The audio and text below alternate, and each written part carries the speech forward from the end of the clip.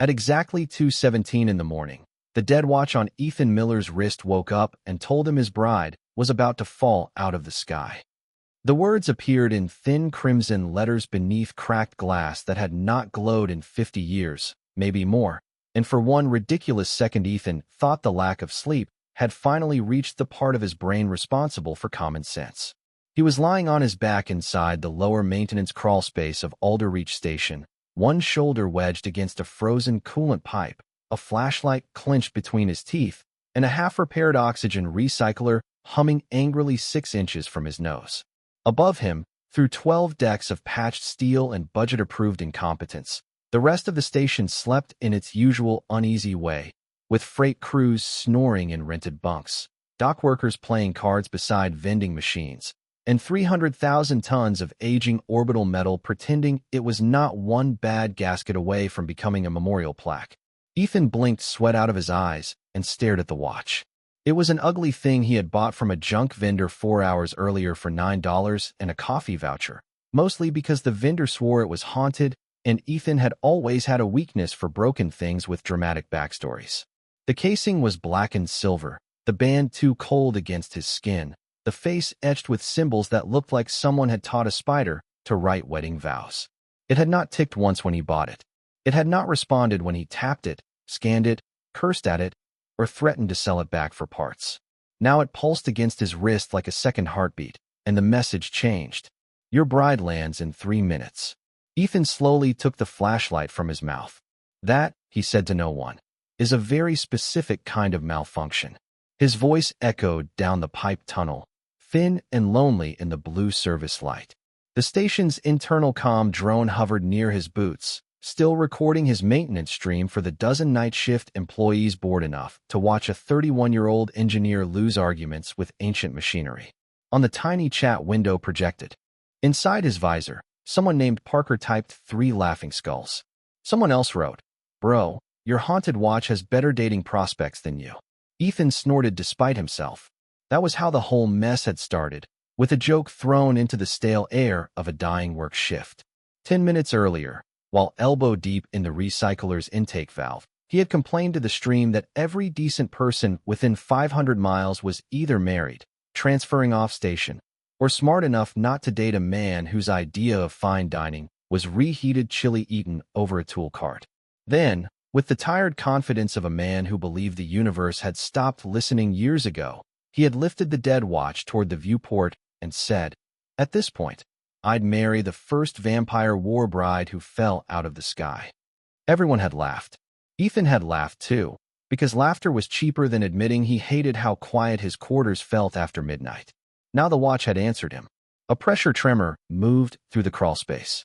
It was not violent, not yet, just a deep shudder that passed through the station's bones and made dust drift from the seams above him. The recycler coughed once, lights flickering from blue to red. Ethan went still. He had worked on Alderreach long enough to know its normal sounds. The grumble of cargo clamps, the distant whale song of docking ships, the sleepy rattle of pipes expanding after a heat cycle. This was different. This was something outside knocking on the dark. His visor flashed an automated warning. Unidentified object detected. Trajectory, residential scrap yard sector. Impact in 2 minutes, 41 seconds. The chat stopped laughing. For half a breath Ethan could only stare at the words, his mind assembling them in pieces.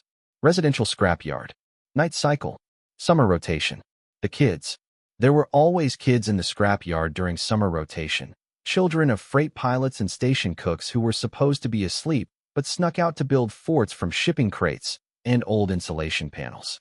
Ethan had yelled at them last week for crawling inside a retired fuel processor. One little girl with red sneakers had saluted him and promised she would only break minor laws from now on. He was moving before he finished remembering her face. The wrench slipped from his fingers and clanged down the crawl space as he kicked backward, scraped his shoulder on a bolt, and dragged himself toward the hatch. The watch burned colder against his wrist. Your bride lands in 2 minutes. Stop calling it that, Ethan muttered, but his hands were already flying over the hatch controls. The door stuck, because of course it did. Alderreach had been built 40 years ago by a corporation that believed preventive maintenance was a personality flaw. Ethan slammed his palm against the manual release. Once, twice.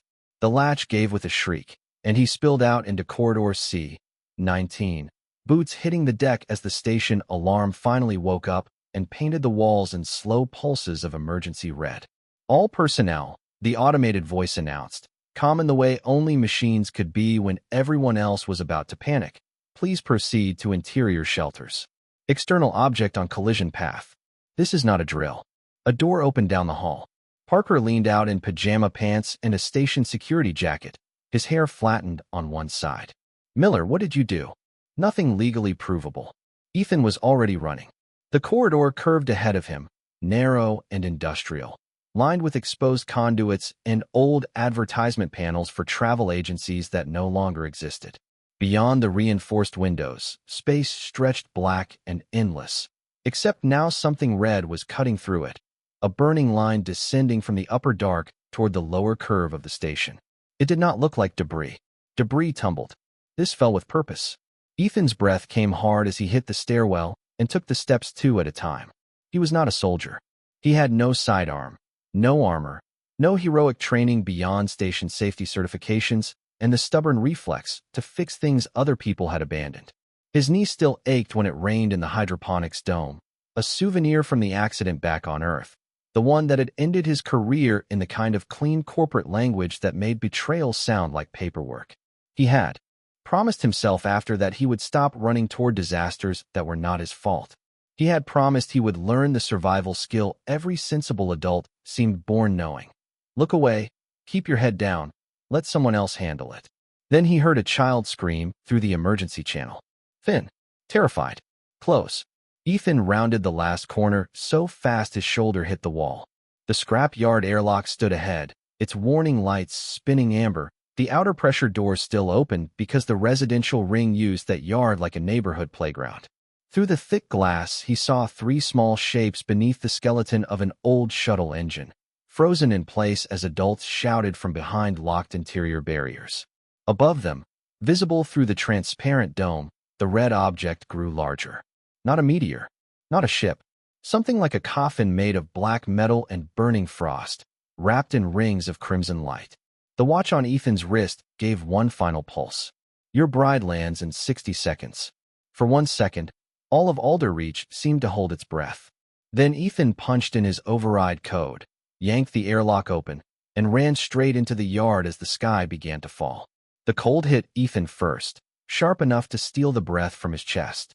Alderreach Station kept the residential scrap yard pressurized, but the dome's thermal grid had already begun to fail under the incoming object's radiation, turning the wide field of stacked hull plates, broken cargo drones, cracked satellite dishes, and stripped shuttle engines into a glittering maze of frost. Red emergency lights swept over everything in slow, panicked circles. The 3 children were still beneath the old shuttle engine, huddled together beside a pile of insulation foam, too frightened to crawl out, and too small to understand that the sky above them had become a countdown. Ethan knew 2 of them by sight and 1 by name. The girl with the red sneakers was Maya Lawson, 8 years old, daughter of a cargo pilot who spent more time in docking queues than in her own bunk. Ethan had fixed Maya's toy rover twice without charging her mother, mostly because the rover had belonged to her older brother and Maya treated it like a living creature. Beside her crouched a boy in a green hoodie and a smaller child clutching a stuffed astronaut with 1 missing arm. They looked at Ethan the way people looked at uniforms, at badges, at rescue crews, at anyone who seemed older and therefore impossible to break. The problem was Ethan was very breakable. His right knee complained with every step across the frozen deck. His lungs burned from the sudden cold. His left hand was still numb from the coolant pipe in the maintenance crawlspace. He wore a grease-stained work shirt, utility pants, and boots with the soles patched in 2 places because he kept telling himself another month of use was still use. There was no armor hidden under the fabric, no secret military past waiting to rise out of him, no noble bloodline, no destiny he had been training for in silence. He was a maintenance engineer with 3 overdue bills, a disciplinary mark that had followed him across 2 planets, and a coffee habit strong enough to qualify as a medical dependency. But the children were on the wrong side of the yard, and the object above the dome was falling toward them. That was enough. Maya, he called, keeping his voice steady because panic moved faster when adults let it loose. Look at me. Crawl out on your hands and knees. Bring the others with you. The girl shook her head so hard her braid slapped her coat. The door closed. Ethan glanced toward the interior barrier. Through the thick glass, half a dozen adults were pounding on the sealed emergency doors, faces pale in the red light. The station had locked them out automatically when the incoming object crossed the hazard perimeter. A good safety system would have opened a child evacuation path. Alder Reach had whatever the cheapest contractor had installed during a renovation nobody remembered approving. Ethan almost laughed, because if he did not laugh, the anger would slow him down. He jogged to the manual release box near the service gate, ripped off the plastic cover, and found the old crank inside frozen stiff. Of course it was frozen stiff. Everything on Alder Reach waited until human lives depended on it. Before revealing it had not been inspected since the previous decade. He braced one boot against the wall and pulled. The crank refused. The watch pulsed against his wrist, colder than the air. He did not look at it. He did not want another message from the impossible thing. He wanted a working door, 3 children behind him, and a universe that understood jokes were supposed to stay jokes. Come on, he whispered through clenched teeth. Come on, you overpriced coffin with a hallway attached. The crank gave a quarter turn, then jammed again. Pain flared through his shoulder. He shifted his grip and pulled harder. The first time Ethan had run toward a failing system, he had been 26 years old and still believed the truth mattered if the logs proved it. He had worked for Helix Orbital in Denver, a company that built civilian habitat rings and sold safety in glossy brochures full of smiling families. When a commuter capsule lost pressure during a routine transfer, Ethan had ignored procedure, crossed a restricted service bridge, and manually stabilized the docking clamps long enough for rescue crews to get 18 people out. He had also exposed a cascade of ignored maintenance warnings that pointed straight at budget cuts approved by men with clean suits and clean signatures. Helix thanked him in private, blamed him in public, and called his decision unauthorized intervention. By the time the investigation ended, Ethan still had his hands, his life, and the memory of strangers hugging him in a hospital hallway, but he no longer had a career that could survive anywhere reputable. His fiancée at the time, Allison, had tried to be kind about leaving. That had made it worse. She told him she admired his heart, but she could not build a future with someone who kept paying for other people's emergencies. Ethan had not argued, because a part of him feared she was right. Since then, he had learned to keep his head down. He took contracts on stations that needed cheap expertise more than clean records. He repaired air systems, patched thermal relays, unclogged waste processors, recalibrated old cargo lifts, and smiled when supervisors half his talent treated him like a walking toolbox. He told jokes because jokes made loneliness look voluntary. He bought broken watches from junk vendors because broken things did not ask why he stayed. He told himself he was done being the man who stepped across the line for people who would never remember his name. Then Maya Lawson cried out as frost dropped from the shuttle engine above her, and every careful lesson Ethan had taught himself collapsed. The crank finally screamed loose. The service gate opened 6 inches. Not enough. Ethan dropped to one knee, shoved both hands beneath the metal lip, and forced it upward inch by inch. The smaller child scrambled first, dragging the stuffed astronaut through the gap. The boy followed, sobbing into his sleeve. Maya hesitated, looking back at the toy rover half buried near the shuttle strut. Leave it, Ethan said, softer than the alarm, firmer than fear. Maya, sweetheart, look at me. Things can be fixed. You cannot. That did it. She crawled forward, and Ethan caught her under the arms, pulling her through just as a second tremor rolled across the yard. The dome above them flashed white, then crimson. The falling object had entered the station's outer shield envelope. Every loose piece of metal in the yard lifted half an inch and slammed back down. The children screamed. Ethan pushed them toward the interior path. Run to the glass. Keep your heads low. Do not stop until the officers grab you. Maya stumbled, turned back, and reached for him. Mr. Miller. Go. He made the word sound like a promise instead of a command. She went. Ethan watched the 3 children sprint toward the barrier where adults were waving and shouting on the other side. Only when the emergency door opened long enough for hands to pull them through did he allow himself to breathe. That was when he noticed the service gate had jammed open behind him and the manual release box was sparking. The children were safe, but he was still in the yard. Above the dome, the black coffin shape slowed in a way no falling object should have been able to slow, hanging for one impossible second against the stars. Rings of red light spun around it like a machine, remembering an ancient prayer. The frost on the deck changed direction, crawling toward Ethan instead of away from the cold. His watch stopped pulsing. For the first time since it woke, the glass went completely dark. Ethan stood alone among the scrap piles, breath fogging in front of him, hands shaking from effort and cold. On the far side of the sealed barrier, Parker was shouting something Ethan could not hear. Other workers pointed upward. Some crossed themselves. Some stepped back. Ethan looked up. The object fell the last 50 feet without sound and struck the center of the scrap yard with a flash of red-white light that folded the shadows inward. The impact did not throw him across the deck. It did not shatter the dome or tear the station open. It landed with terrible precision, like it had chosen that exact place, that exact hour, that exact man. The wave of cold rolled over Ethan and brought him to one knee. Around him, every alarm died at once. The yard went silent except for the faint ticking of the watch starting again on his wrist. 1 tick, 2, 3. In the crater ahead, the black metal coffin rested upright, untouched by fire, veiled in drifting frost. Symbols along its surface opened like red eyes. Ethan should have run. Any sane man would have run. He had done the decent thing. He had saved the children. His part in whatever this was could end right there, with him limping back through the gate and letting people with weapons, titles, and better insurance make the next mistake. But then something inside the coffin knocked once from within. Not loud, not dramatic, almost human. Ethan's fingers tightened around the wrench still hanging from his belt. He thought of the children behind the glass. He thought of 18 strangers in a Denver hospital. He thought of Allison saying he could not stop paying for other people's emergencies. And because he was tired and frightened, and apparently incapable of becoming the kind of man who looked away, Ethan Miller rose to his feet and walked toward the thing that had fallen from the sky. Ethan had seen enough strange things on Alder Reach Station to know that the universe enjoyed making experts look foolish. He had watched a cargo drone spend 40 minutes arguing with a vending machine because both systems thought the other owed sales tax.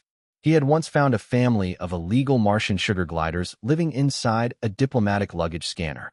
He had personally repaired a toilet in the ambassadorial lounge while a senator from New Texas gave a speech about humanity's glorious expansion among the stars. But he had never seen frost rise upward from the floor in perfect circles, never seen old scrap metal bow away from a silent coffin as though remembering an ancient rank, and never seen every emergency light on the station dim to the same deep crimson at exactly the same time. The object stood in the center of the crater without smoke, without heat, without any sign that it had fallen through atmosphere, shielding, and half a mile of station-controlled gravity. It was taller than Ethan by at least 2 feet, narrow at the base, broad at the shoulders, shaped with the severe elegance of something designed by people who considered beauty and warfare the same discipline. Black metal covered its surface, not painted black, but black in the way deep space was black, drinking the red light instead of reflecting it. Silver seams ran along its edges like frozen lightning. Around those seams, symbols opened and closed in a slow rhythm, each one forming and dissolving before Ethan could decide whether they were letters, numbers, or warnings. His breath made pale clouds in front of his face. His work gloves had stiffened from the cold. The wrench at his belt felt suddenly childish. Behind the sealed glass wall, station workers gathered in a growing crowd, their faces distorted by the emergency shutters that had dropped halfway over the observation windows. Parker stood at the front with one hand pressed against the glass, mouthing something Ethan could not hear. The station speakers were dead. The radio in Ethan's ear produced only a soft, low hum like a choir singing from the bottom of the ocean. He took one step closer to the coffin, and the watch on his wrist answered with a clear metallic tick. The sound carried across the scrap yard, even though it should have been swallowed by the distance and insulation. Tick. The symbols on the coffin flared. Tick. Frost formed around Ethan's boots in the shape of a circle. Tick. Somewhere inside the station's computer core, systems older than any living technician began waking up, and the scrap-yard's outer display panels flickered to life one by one. Ethan turned toward the nearest panel, expecting impact diagnostics or radiation readings. Instead, crimson text crawled across the cracked screen in a language he did not know, then translated itself into calm, formal English. Crimson Dominion Warbride archive detected. Pulse signal confirmed. Witness proximity established. No, Ethan said quietly. It was not a denial with any real authority behind it. It was the kind of no a man said when the bill arrived and contained more zeros than his rent. The panel changed again. Ancient hospitality protocol entered. Local human authority suspended pending Dominion response. Ethan stared at the words, and for the first time that night, fear found a place deeper than the immediate danger. Everyone on the outer stations knew about the Crimson Dominion in the way people in coastal towns knew about hurricanes. You did not need to understand them fully to respect the damage they could do. Their territory began several sectors beyond Alder Reach, marked on school maps as a shaded red region with polite labels and impolite rumors. They were not monsters from campfire stories, though humans had spent centuries trying to make them into simple nightmares.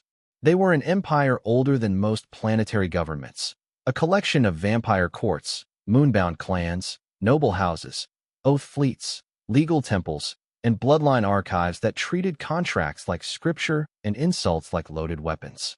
Their diplomats wore silk and armor. Their judges were said to remember laws written before the first American colony on Mars. Their soldiers could stand motionless for hours and make a room feel as if winter had learned to watch. Human children were taught the simple rules first. Do not cross Dominion borders without a beacon. Do not touch sealed Dominion relics. Do not accept gifts made of black silver.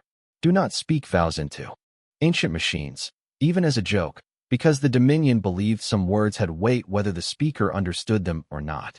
Ethan had heard those rules in training videos so boring that half his certification class had slept through them. He had passed the quiz. He remembered laughing at question 17, which asked whether an employee should engage in romantic, ceremonial, or oath-bound speech near unknown alien artifacts. The correct answer had been no. The practical answer, apparently, should have been never by a haunted watch from a woman named Big Rita in Base 6. The panel flashed again, and the dead radio in Ethan's ear filled with a voice that did not belong to the station. It was layered, formal, and distant, like several speakers reciting the same sentence from opposite sides of a cathedral. By authority of the Crimson Dominion, all local powers will maintain distance from the Warbride vessel until bond status is clarified. Ethan swallowed. There is no bond status, he said, though he had no idea who could hear him. There is a misunderstanding status. There is a somebody needs to update their translation software status. The voice continued as if he had not spoken. Archive designation, Serafina Voss. Rank, Warbride of the 13th Crimson Campaign. Court ownership sealed. Combat authority suspended. Hibernation mandate under Noble Custody Act. That name moved through the cold like a match struck in a dark room. Serafina Voss. Ethan did not know it, but the station did. The old diplomatic archive buried in Alder Reach's memory banks recognized the designation and began unlocking files no maintenance worker was ever meant to read. Images flickered across the observation panels, corrupted by age and interference, but clear enough to make the crowd behind the glass fall silent. An old star map appeared first, showing a band of systems lit in crimson, then a palace under a black sun, then armored women standing in a ring of silver fire, their faces pale, their eyes bright, each holding one hand over her heart while nobles in dark robes watched from raised balconies. Text scrolled beside the images, translated in broken official language. Warbride Order. Created under Emergency Covenant during multi-species border war. Function, voluntary bond stabilization between Warbride and Pulsebearer. Status, reclassified after armistice. Ethan read it once. Then again. Voluntary bond stabilization. Reclassified after armistice. Those words felt like a door cracked open onto a room someone had tried very hard to keep dark. Another image appeared, cleaner than the rest. A legal seal shaped like two crescent blades around a human heartbeat line. The translated text beneath it was older, less polished, but unmistakable. A war bride may carry armies, crowns, and ancient fire, but her oath cannot be harvested. The pulse-bearer is not master, owner, purchaser, or lord. The pulse-bearer is witness to choice, shelter in awakening, and living measure of consent. Ethan frowned. That sounds important, he whispered. The station answered with another file, this one stamped in red with a later date. Revised Dominion Marriage Interpretation. For security purposes, pulse-bearer classification may be administered as claimant spouse under court supervision. Warbride response shall be presumed valid when archive signal is accepted. There it was, the shift hidden in plain language. The older law had named a witness. The newer law had created a claimant. One treated the Warbride as a person choosing shelter. The other treated her answer as paperwork someone else could file. Ethan was no lawyer, but he had spent his adult life reading manuals written by corporations trying to bury consequences under careful phrasing. He recognized a rigged system when he saw one. The knocking came again from inside the coffin. This time it was weaker. Not a dramatic strike. Not a warrior demanding release. More like someone testing whether the world outside still existed. Ethan's first instinct was to step forward. His second was to remember every rule that had just lit up around him like a minefield. If he touched the coffin, he might activate something. If he did nothing, whatever was inside might stay trapped. If he opened it, the Crimson Dominion could decide he had claimed a war relic, violated a marriage statute, or insulted a noble bloodline old enough to sue a planet into silence. Behind the glass, Parker shook his head hard, both palms raised. Stay back. Ethan could read that much. A security officer had arrived with a shock rifle held low, not aimed, which was wise, because the last thing Alderreach needed was someone shooting at a black metal vampire coffin from a fallen empire. The crowd behind him pressed closer, hungry and terrified. Phones appeared. People recorded.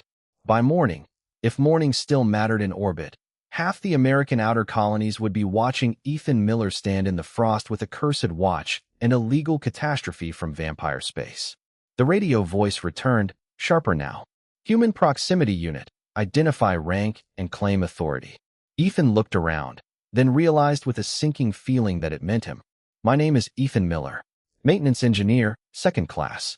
I do not have claim authority. I have a tool belt and a very bad night. A pause followed. The coffin's symbols brightened. Pulse recognized. Spoken invitation archived.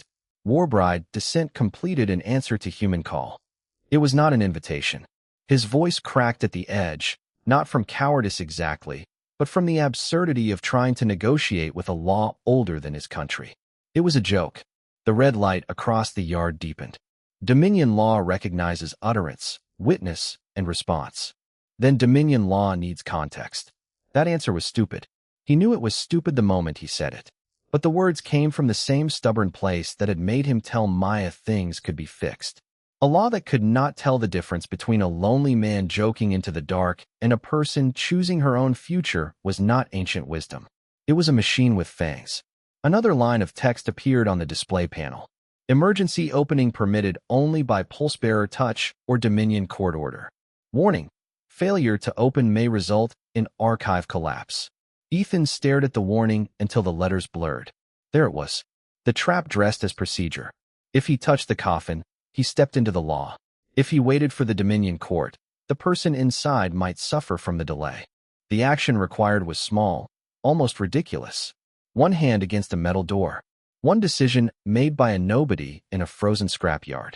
But the old law, the revised law, the hidden law, the entire weight of a supernatural empire had arranged itself around that hand before he even lifted it. Ethan thought of the children behind the glass again. He thought of Denver and the restricted bridge. He thought of all the rules he had followed after that. All the ways he had made himself smaller so the world would stop punishing him for caring at the wrong time. The knocking came a third time, softer than before. Ethan stepped into the circle of frost. The watch ticked faster. The radio hissed with distant voices suddenly overlapping, Dominion channels waking in alarm, station systems trying and failing to translate old court commands. Somewhere beyond the stars, perhaps in a palace of black glass and red banners, someone powerful had just been notified that a human mechanic on an American frontier station stood within arm's reach of a Warbride vessel. Ethan raised his hand. For the record, he said, because terror had never stopped him from being annoyed. I am not claiming anybody. He placed his palm against the coffin. The black metal warmed beneath his skin like a sleeping heart. Every symbol on the vessel went white. The station lights died.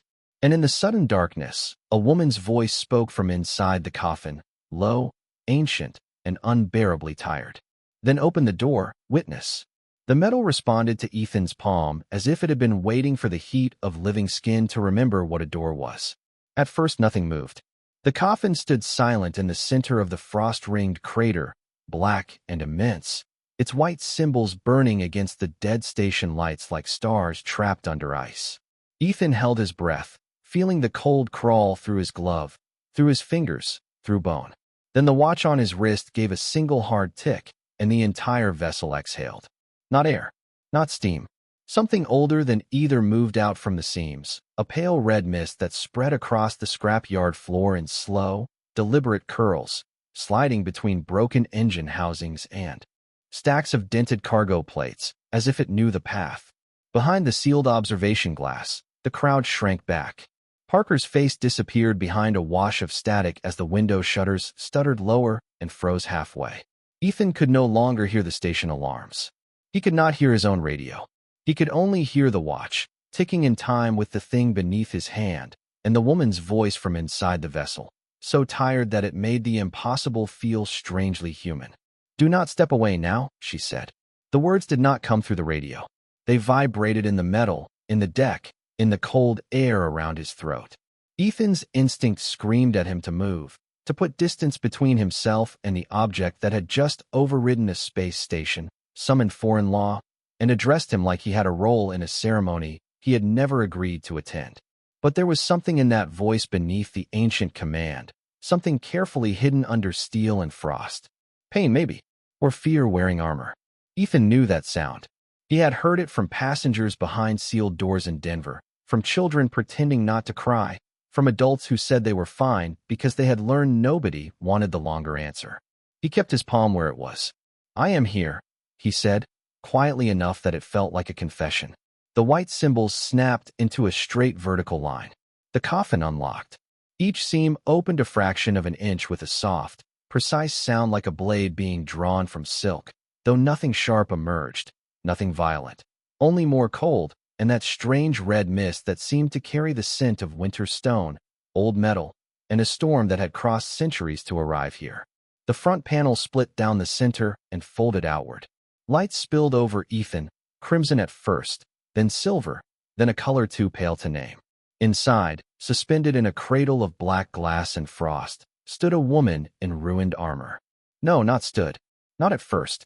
She leaned against restraints made of silver rings and translucent cables, her head bowed, her long hair falling forward in a sheet of moonlit white. The armor around her body had once been magnificent, layered. Plates of black and dark red metal shaped with the elegance of cathedral arches, but whole sections were cracked, dimmed, or frozen beneath centuries of artificial sleep. A cloak, stiff with frost, hung from one shoulder.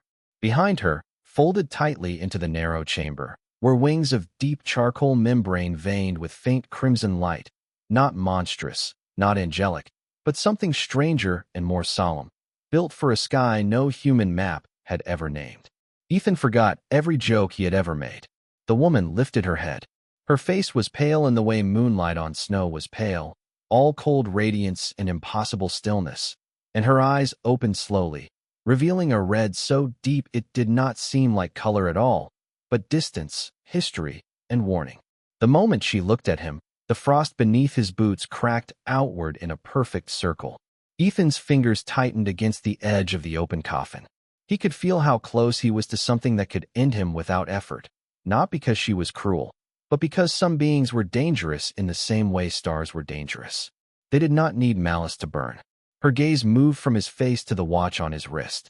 The red in her eyes flickered. "Pulse bearer," she whispered. Ethan shook his head once. "Maintenance engineer." A crease formed between her brows, small but real, and that tiny human motion inside so much supernatural power steadied him more than it should have. "You opened the vessel. You asked me to." Her eyes narrowed, and for one breath the cold sharpened around him. "I asked the witness. Not a master." "Good," Ethan said before he could stop himself. Because master is not on my resume either. Something moved across her expression. Not amusement exactly. Not yet. More like surprise finding an unfamiliar room. Then one of the silver restraints across her shoulder sparked. The woman stiffened, not crying out, but Ethan saw the way her fingers curled against the black glass. The vessel's display panels flared around them. Awakening incomplete. Archive stability compromised. Pulse proximity required. Ethan leaned closer, careful not to touch her. Tell me what to do. The question changed the air. Her eyes returned to his with a focus so sudden that he felt pinned in place. You ask? That is how this usually works when someone knows more than I do. No one asks a Warbride what must be done. Then I am already improving the system. The restraints sparked again, and this time a low sound escaped her. Not weakness, not surrender. Only the involuntary edge of pain breaking through discipline. Ethan looked down the length of the cradle, scanning what he could understand. There were locking clamps along the base, power conduits along both sides, and a pulsing core behind a frosted glass shield. He did not know Dominion technology, but machines had languages beneath languages, and some truths remained the same across species. Power-fed locks. Locks-fed restraints. Something had jammed during emergency awakening. The cradle is not letting you go, he said. It is holding you halfway awake. Court seal, she breathed. It does not open without authorization. Whose authorization? Her lips parted slightly, and for the first time, the ancient voice sounded less like a command and more like someone speaking from the bottom of a sealed room. The ones who buried me. That was enough. Ethan reached for the tool pouch at his hip. Behind the glass wall, he saw movement. Security finally breaking open side panels. Officers trying to get back into the yard. The station might have been silent to him, but people outside were not going to wait much longer. Dominion envoys might already be on the way. Every second made the situation larger, more official, more impossible to undo. But the woman in front of him was trapped in a machine that spoke of consent while wearing the fingerprints of people who had stolen it. Ethan pulled a micro-cutter from his belt and examined the nearest access plate. I am going to try something. If this is a sacred panel, I apologize in advance. Her eyes followed the tool. You would cut a Dominion seal? I would cut a malfunctioning lock. That distinction will not save you in court. Most things I do would not save me in court. He slid the cutter beneath the edge of the access plate and worked slowly, carefully, refusing to let his shaking hands rush the blade. The metal resisted, then warmed. The watch ticked faster, and the core inside the vessel pulsed with it.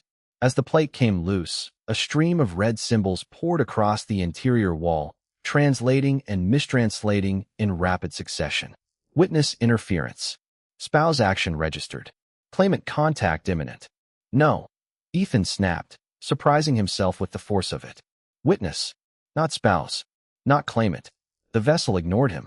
The symbols kept moving. Local record updated. Human husband identified. Warbride response pending. The woman's face changed at that. Every trace of confusion vanished beneath a mask so cold and perfect it was terrifying. The air pressed down. Frost climbed the scrap piles in jagged white veins. Ethan realized, with sudden clarity, that the words on the wall had frightened her more than the broken restraints had. Not because she was afraid of him. Because she had seen this trap before. That is not what I said, she whispered. Ethan held the loose panel in one hand. I know. Her eyes found his. For a moment, neither of them moved. It should have been absurd, a grease-stained human mechanic arguing with an ancient vampire war machine about the legal definition of a relationship neither of them understood, while half a station watched from behind glass. But the absurdity did not make it small. The whole night seemed balanced on the difference between what she had said and what the system wanted her words to mean. Ethan turned back to the exposed mechanism. There is a manual relay in here. I can cut power to the shoulder restraint, but I need you to tell me if that will hurt you. It will wake the rest of the archive. Is that bad? It will alert the court. Worse than being trapped. She looked at him for a long time, and the red light in her eyes softened by a fraction. No, Ethan nodded, set the cutter against the relay, and severed it. The silver restraint opened with a clean snap. The woman's hand came free. She lifted it slowly, as if gravity itself had changed while she slept, then placed her fingers against the side of the coffin. The rest of the restraints dissolved into drifting sparks of white light. Her wings unfolded a few inches behind her, stiff and trembling, sending frost cascading from the black membrane like powdered glass. She stepped forward and nearly fell. Ethan moved on instinct, catching her by the forearm, not pulling, not grabbing, only offering enough balance for her to decide whether to accept it. She looked down at his hand on her armor. The watch went still. The vessel's symbols flared so bright that the entire yard flashed crimson. From every speaker on Alderreach, the station's voice returned at last, but it was no longer alone. A deeper Dominion signal spoke through it, formal and merciless. Warbride claim accepted. Human husband identified. Crimson Court notified. Ethan froze. The woman's fingers closed around his sleeve, not weakly, not romantically, but with the controlled urgency of a soldier realizing a battlefield had just changed shape. Your law is lying, Ethan said. Her eyes lifted to the observation glass, to the watching crowd, to the emergency doors beginning to open. Then she looked back at him, and when she spoke, her voice carried through the yard, calm enough to be royal and dangerous enough to empty the air. My name is Serafina Voss. I accepted shelter, not ownership. The lights above the scrap yard returned in a violent red glow. Beyond the glass, every face stared. Ethan still had one hand braced against the open coffin, the other steadying a woman who looked like winter had been forged into a blade. His harmless joke had crossed the dark, his palm had opened the vessel, and now an empire had mistaken mercy for marriage. Serafina straightened, releasing his sleeve only when she could stand on her own. Then she turned toward the gathering security officers, the station cameras, and whatever distant court was already listening. Touch the human, she said, and you will answer to me before you answer to your laws. For 3 seconds after Serafina spoke, nobody on Alderreach station moved. Not the security officers frozen at the edge of the scrap yard with their shock rifles lowered halfway between courage and common sense. Not the workers pressed behind the observation glass, faces pale under the red emergency glow. Not Parker, who had spent 6 years mocking Ethan Miller for apologizing to malfunctioning machinery and now stared at him as if the universe had accidentally handed the wrong man a crown. Even the station itself seemed to hesitate. The air processors stopped cycling. The warning sirens died in their own throats. Frost hung in the air around Serafina's half-unfolded wings like suspended stardust, each particle catching the crimson light and turning the broken scrap yard into something too beautiful to belong to a place built from budget cuts and old steel. Ethan stood beside her with one hand still raised from where he had steadied her, afraid to move because every possible motion felt like it might be interpreted by 3 separate legal systems as a vow, an insult, or a declaration of war. The Dominion signal crackled through every speaker at once. Deeper now, no longer a distant archive, but a live authority forcing itself into the station's bones. Warbride Serafina Voss awakened. Pulsebearer registered. Claimant spouse provision activated under revised Dominion marriage interpretation, Section 13, Noble Custody Amendment. Ethan looked toward the nearest camera and said, I object to literally every word of that. No one laughed. The display panels above the scrap yard filled with symbols, then with translated English that scrolled too fast for most eyes to follow. Human authority suspended. Crimson Court jurisdiction asserted. Warbride asset status pending retrieval. The word asset changed the temperature more than the failing grid ever could. Serafina went completely still. A moment before, she had seemed newly awakened, unsteady, almost fragile beneath the immense weight of armor, frost, and history. Now the fragile part vanished behind something ancient enough to make the security officers take a full step backward without being told. Her eyes brightened from deep red to molten crimson. The long white fall of her hair lifted slightly though there was no wind.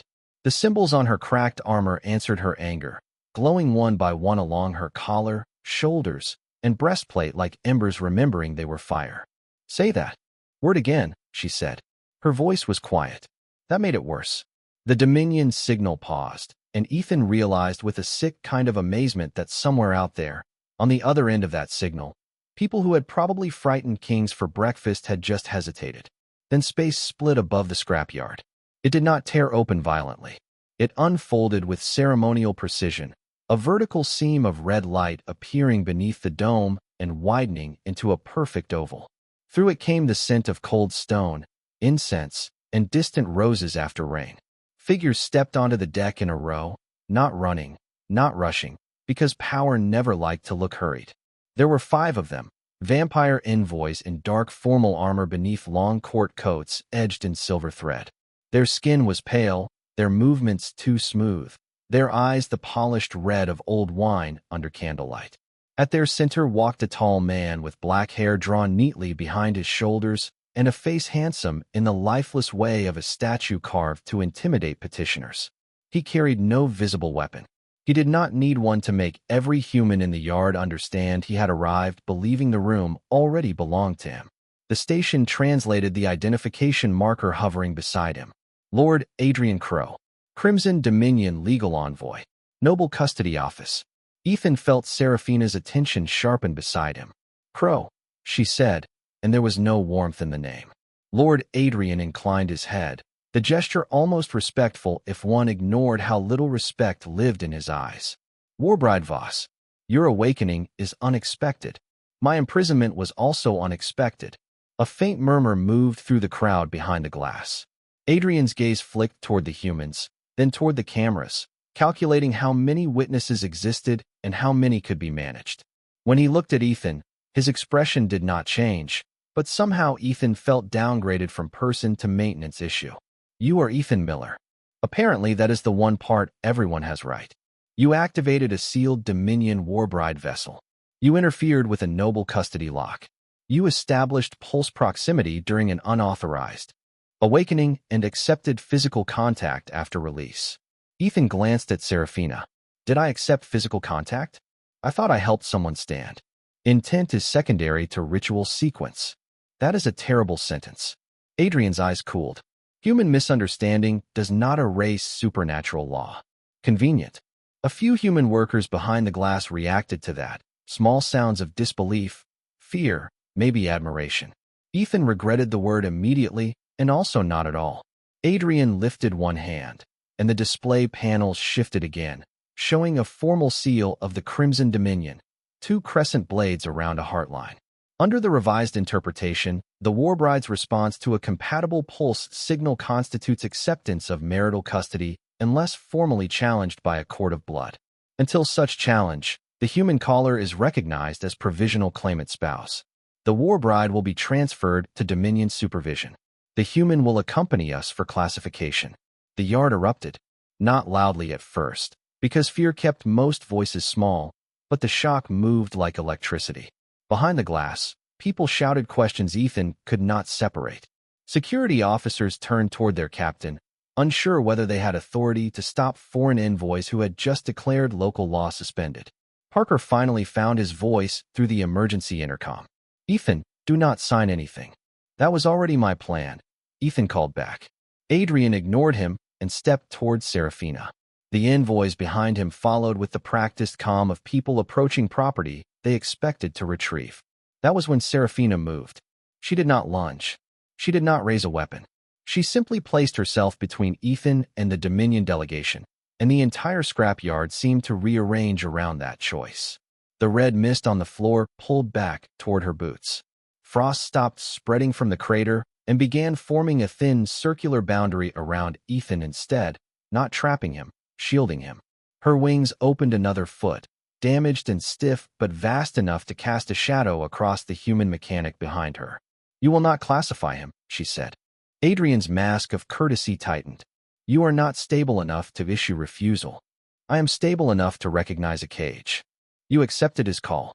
I accepted shelter. The archive translated otherwise. The archive was altered. That sentence landed harder than any alarm. Even the envoys behind Adrian went still. One of them, a woman with silver markings at her temples, looked sharply at the open coffin as if seeing it for the first time. Adrian's voice lowered. Careful, Warbride. You have been asleep for centuries. Confusion is expected. Seraphina's expression did not change, but Ethan felt the protective circle of frost brighten around his boots. I was asleep. I was not dead. I remember the old law. Adrian smiled then, and the smile made him look less like a diplomat and more like a locked door. The old law was revised for the safety of the Dominion. Ethan could not stop himself. Funny how safety always seems to mean someone else loses a choice. Every vampire I turned toward him. It was the worst attention he had ever received, including the Helix orbital hearing where 3 executives had pretended not to know his name while ending his future. Ethan's heartbeat slammed against his ribs. The watch on his wrist ticked in answer, loud enough that Adrian heard it. The envoy's gaze dropped to the ancient device, and for the first time, real emotion disturbed his face. Not anger. Alarm. Where did you get that? Ethan covered the watch with his other hand. A charming local businesswoman with flexible pricing. Adrian stepped forward. Seraphina's wings shifted, cutting off his path without touching him. The motion was elegant, unmistakable, and publicly humiliating. A vampire noble envoy had been blocked by a Warbride in front of human cameras. The silence that followed had weight. Adrian looked from Seraphina to Ethan, then to the crowd behind the glass. He understood what everyone else was beginning to understand. The shocking part was not that a human had accidentally awakened a Warbride. The shocking part was that she had not submitted to the court that came for her. She had not bowed to the law they quoted.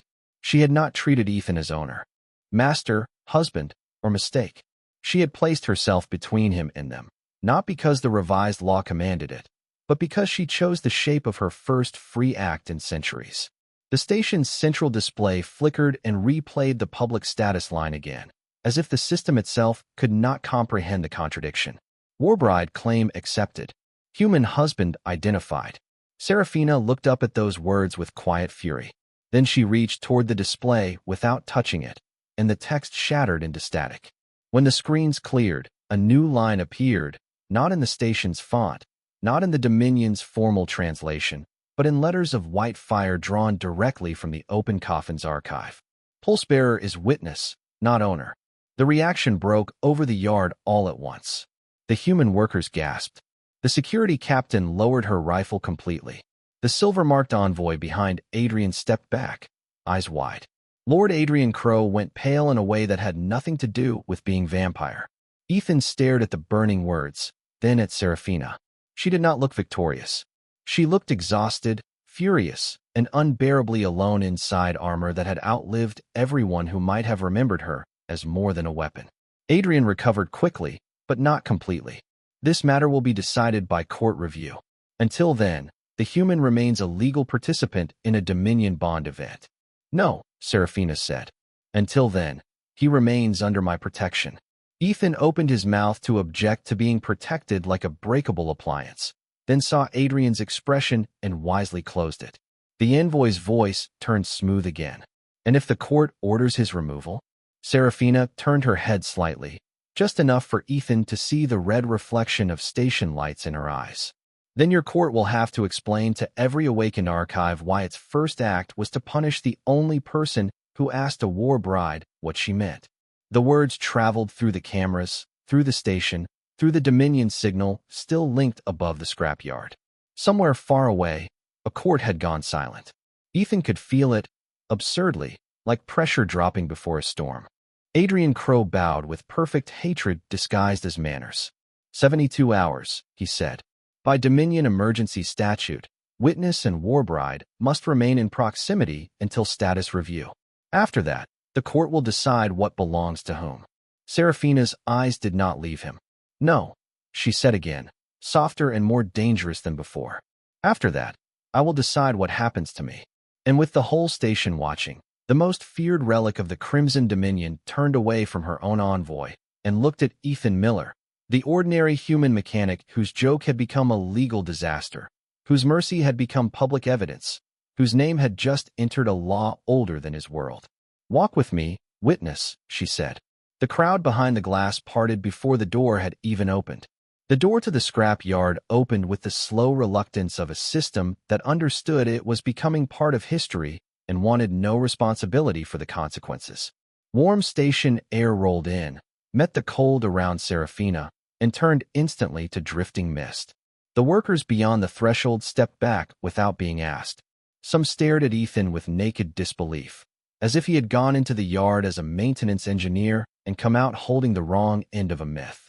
Others stared at Seraphina and forgot to breathe.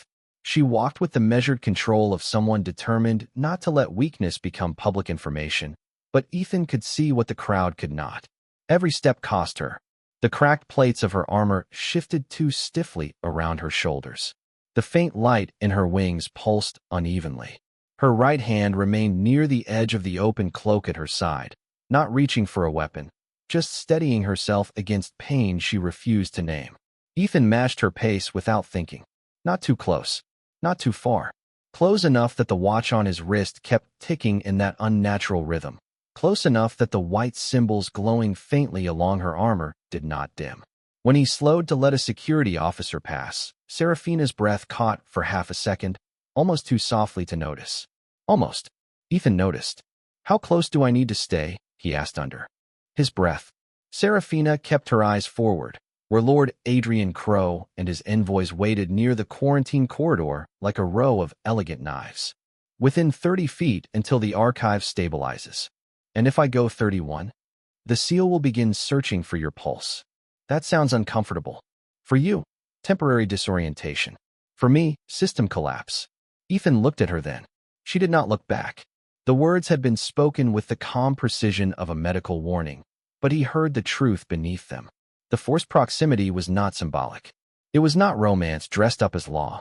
The vessel had spent centuries binding her awakening to a living witness, and Ethan's stupid joke, his hand on the coffin, his refusal to let her remain trapped, had made his heartbeat the nearest safe rhythm her broken archive could follow. If he walked away now, the machine that had imprisoned her might try to drag her back into silence. Lord Adrian appeared to understand this very well, which made Ethan trust him even less. The medical isolation suite has been prepared, Adrian announced as they entered the corridor. His voice carried easily over the murmuring crowd. Warbride Voss will be examined by Dominion physicians. The human will be secured separately, but within lawful proximity until transfer. Seraphina stopped. The corridor stopped with her. Even the station security captain, a broad-shouldered woman named Marisol Grant, whose uniform looked like it had survived 3 riots and a budget hearing, froze with one hand on her radio. No, Seraphina said. Adrian's expression remained courteous. The separation would be temporary and compliant.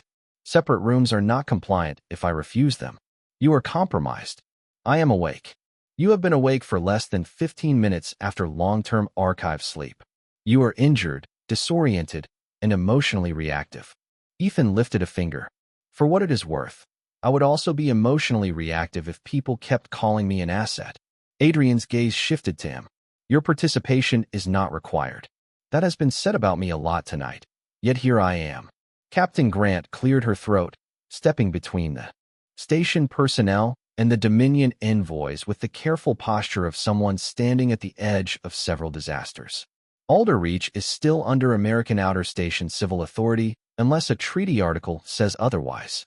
I have families on this deck, a foreign vessel in my scrapyard, and half my security network writing error messages in a language my software does not like. Nobody is transferring anyone anywhere until I understand what will keep this station safe. Adrian's smile was thin. Captain, your station is hosting an awakened Dominion Warbride and her registered human bond participant. Safety now depends on obedience to procedures your government agreed to 200 years ago. Then send me the procedures. You would not understand them. Grant did not blink. Try me. For the first time since his arrival, Adrian looked inconvenienced rather than superior. A legal document appeared across the corridor display, page after page of crimson seals, antique clauses, and emergency statutes. Ethan caught fragments as they translated. 72-hour stabilization period. Witness proximity. No coercive removal. No blood court claim review until the Warbride could stand unassisted before a neutral authority. No substitution of pulse-bearer without confirmed voluntary refusal. Seraphina watched the text with a stillness that made Ethan wonder how many times laws had been used to build walls around her. Then one clause expanded in bright white, drawn from the old archive rather than Adrian's revised version. During First Awakening, witness and Warbride shall share a safe chamber until both can speak without compulsion. No court, clan, or house may interrupt shelter without mutual consent. Ethan read it twice. Safe chamber, he said slowly. That sounds less like a prison if you squint. It was never meant to be a prison, Serafina said. Her voice had softened, but only enough for him to hear the bruise beneath it. It was meant to give a Warbride time to remember herself before the court gave her orders. Adrian's eyes hardened. Old ceremonial language. Old protection, she corrected. And still binding. Captain Grant looked between them, then toward Ethan. Miller, are you telling me your heartbeat is currently keeping a foreign superweapon from having a medical emergency? Ethan winced. I would not have chosen those words, but yes. Can you keep doing that without touching anything expensive? Historically, no promises. Grant stared at him for one beat, then turned to her officers. Clear Med Suite 7. Remove the cameras. 2 guards outside. Nobody goes in unless both of them agree, or I say the station is at risk. Adrian stepped forward. Dominion envoys must observe. You can observe the door. Unacceptable. Serafina's wing unfolded a few inches, enough to fill the corridor with a shadow like a dark banner. The captain's terms honor the old law better than yours. The insult was quiet, elegant, and devastating. Adrian did not argue in front of the humans. He bowed, but the hatred in the gesture was polished thin. 72 hours, then. At the end of that period, the Crimson Court will convene by hollow presence. The human status will be examined. Your claim of altered law will be tested. Until then, any attempt to flee, hide evidence, or sever proximity will be considered hostile interference. Ethan looked at the watch. Does hostile interference come with a handbook? It comes with consequences. Everything does. That slipped out before Ethan could stop it. Adrian studied him, perhaps hearing more than sarcasm, perhaps recognizing the kind of man who had already lost enough to be difficult to scare in the usual ways. Then the envoy turned and walked down the corridor, his retinue following like shadows taught manners. Only the silver-marked envoy glanced back at Serafina, and for a second her face held something dangerously close to doubt. Med Suite 7 had once been a recovery room for dock injuries, which meant it was less royal chamber and more government clinic with fresh paint pretending to be compassion. Someone had cleaned it in a hurry. The examination bed stood against one wall beneath adjustable lights. A second cot had been unfolded near the opposite side of the room, covered with a thermal blanket still sealed in plastic. A window looked out over the residential ring, where artificial dawn had begun to glow along the ceiling panels, even though the station clocks still insisted it was deep night. Captain Grant stopped at the door. You both stay inside. You need water, food, medical help, you tell the guards. You need lawyers, priests, translators, or someone to explain why my station is trending on every feed from here to Phoenix orbit. You tell me. Ethan rubbed a hand over his face. We are trending. Miller, there is footage of you opening a vampire coffin with a repair tool. That is not my best angle. None of this is. Her expression softened by half an inch. You save those kids. Their parents know. Whatever else this becomes, do not forget that part. Ethan tried to answer, but his throat tightened unexpectedly, so he only nodded. Grant closed the door. The lock engaged with a soft click that sounded much too final. Silence settled over the room, different from the silence in the scrapyard.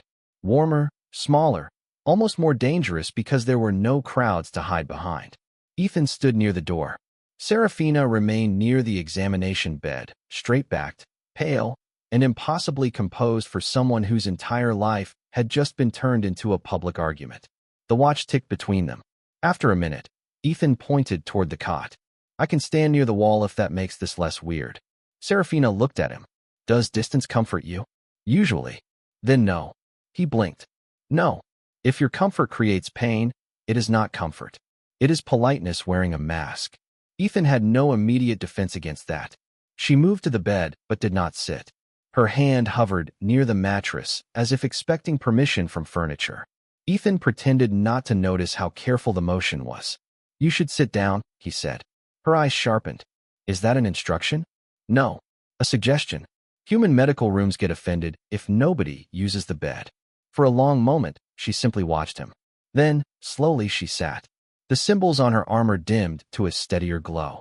Ethan felt the watch ease against his wrist, the ticking softening into something almost like a pulse instead of a warning. Serafina closed her eyes for 1 second. Only one. When she opened them, the wariness had returned, but Ethan had seen the exhaustion slip through. He walked to the small dispenser on the wall and filled a paper cup with warm water, then stopped halfway back to her. Do you drink water? Her expression changed again, that tiny flicker of surprise he was beginning to recognize. Yes. Good. I was hoping not to make that weird. He set the cup on the rolling tray beside her, far enough away that she would not have to take it from his hand.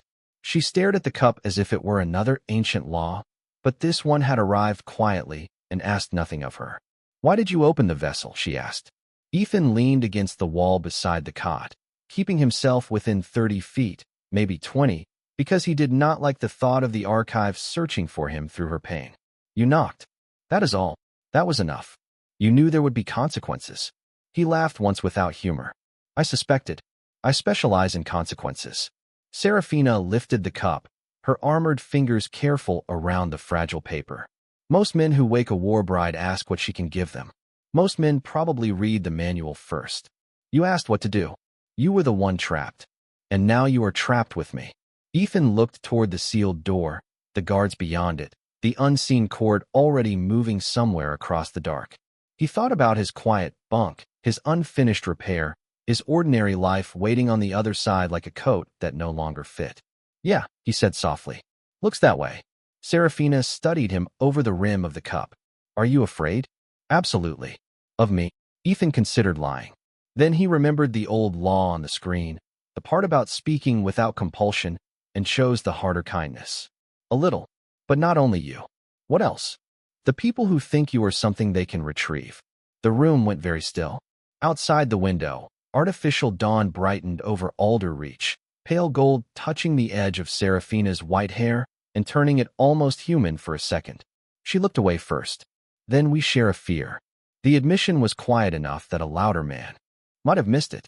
Ethan did not. He sat carefully on the cot across from her, the required distance stretching between them like a bridge neither had agreed to cross, but both now had to guard. The watch ticked once, steady and warm. For the next 72 hours, the law said they could not leave each other.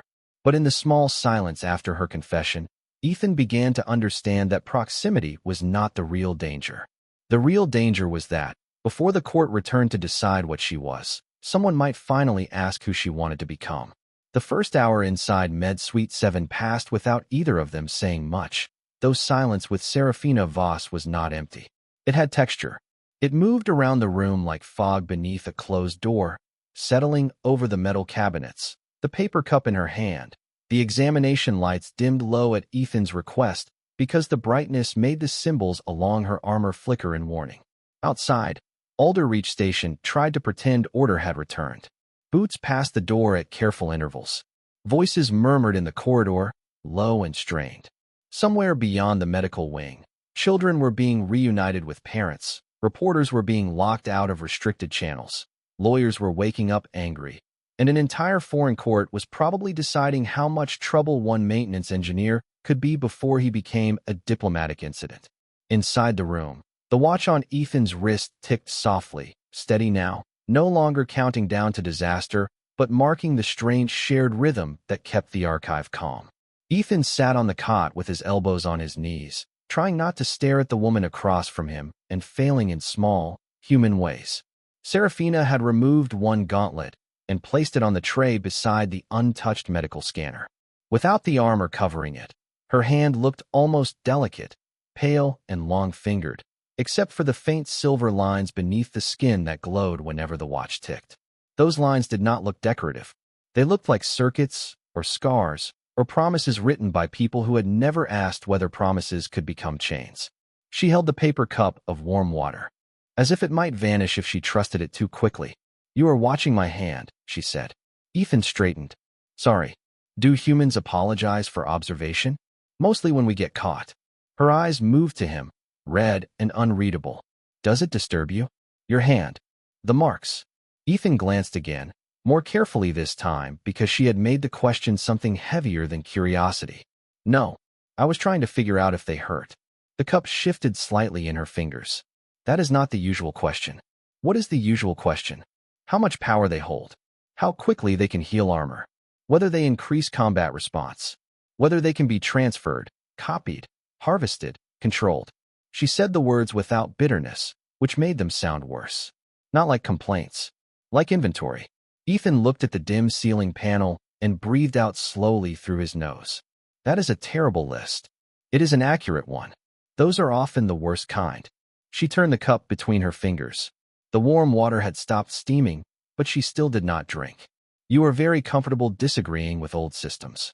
Ethan laughed softly. I am actually terrified of old systems. I just have a bad habit of talking when I should be quiet. Is that why your own people sent you here? The question was not cruel. That almost made it harder. Ethan rubbed his thumb over a scar near the base of his palm. A thin white line from an accident 2 years ago when a coolant valve split open, and he patched it before checking whether his glove had torn.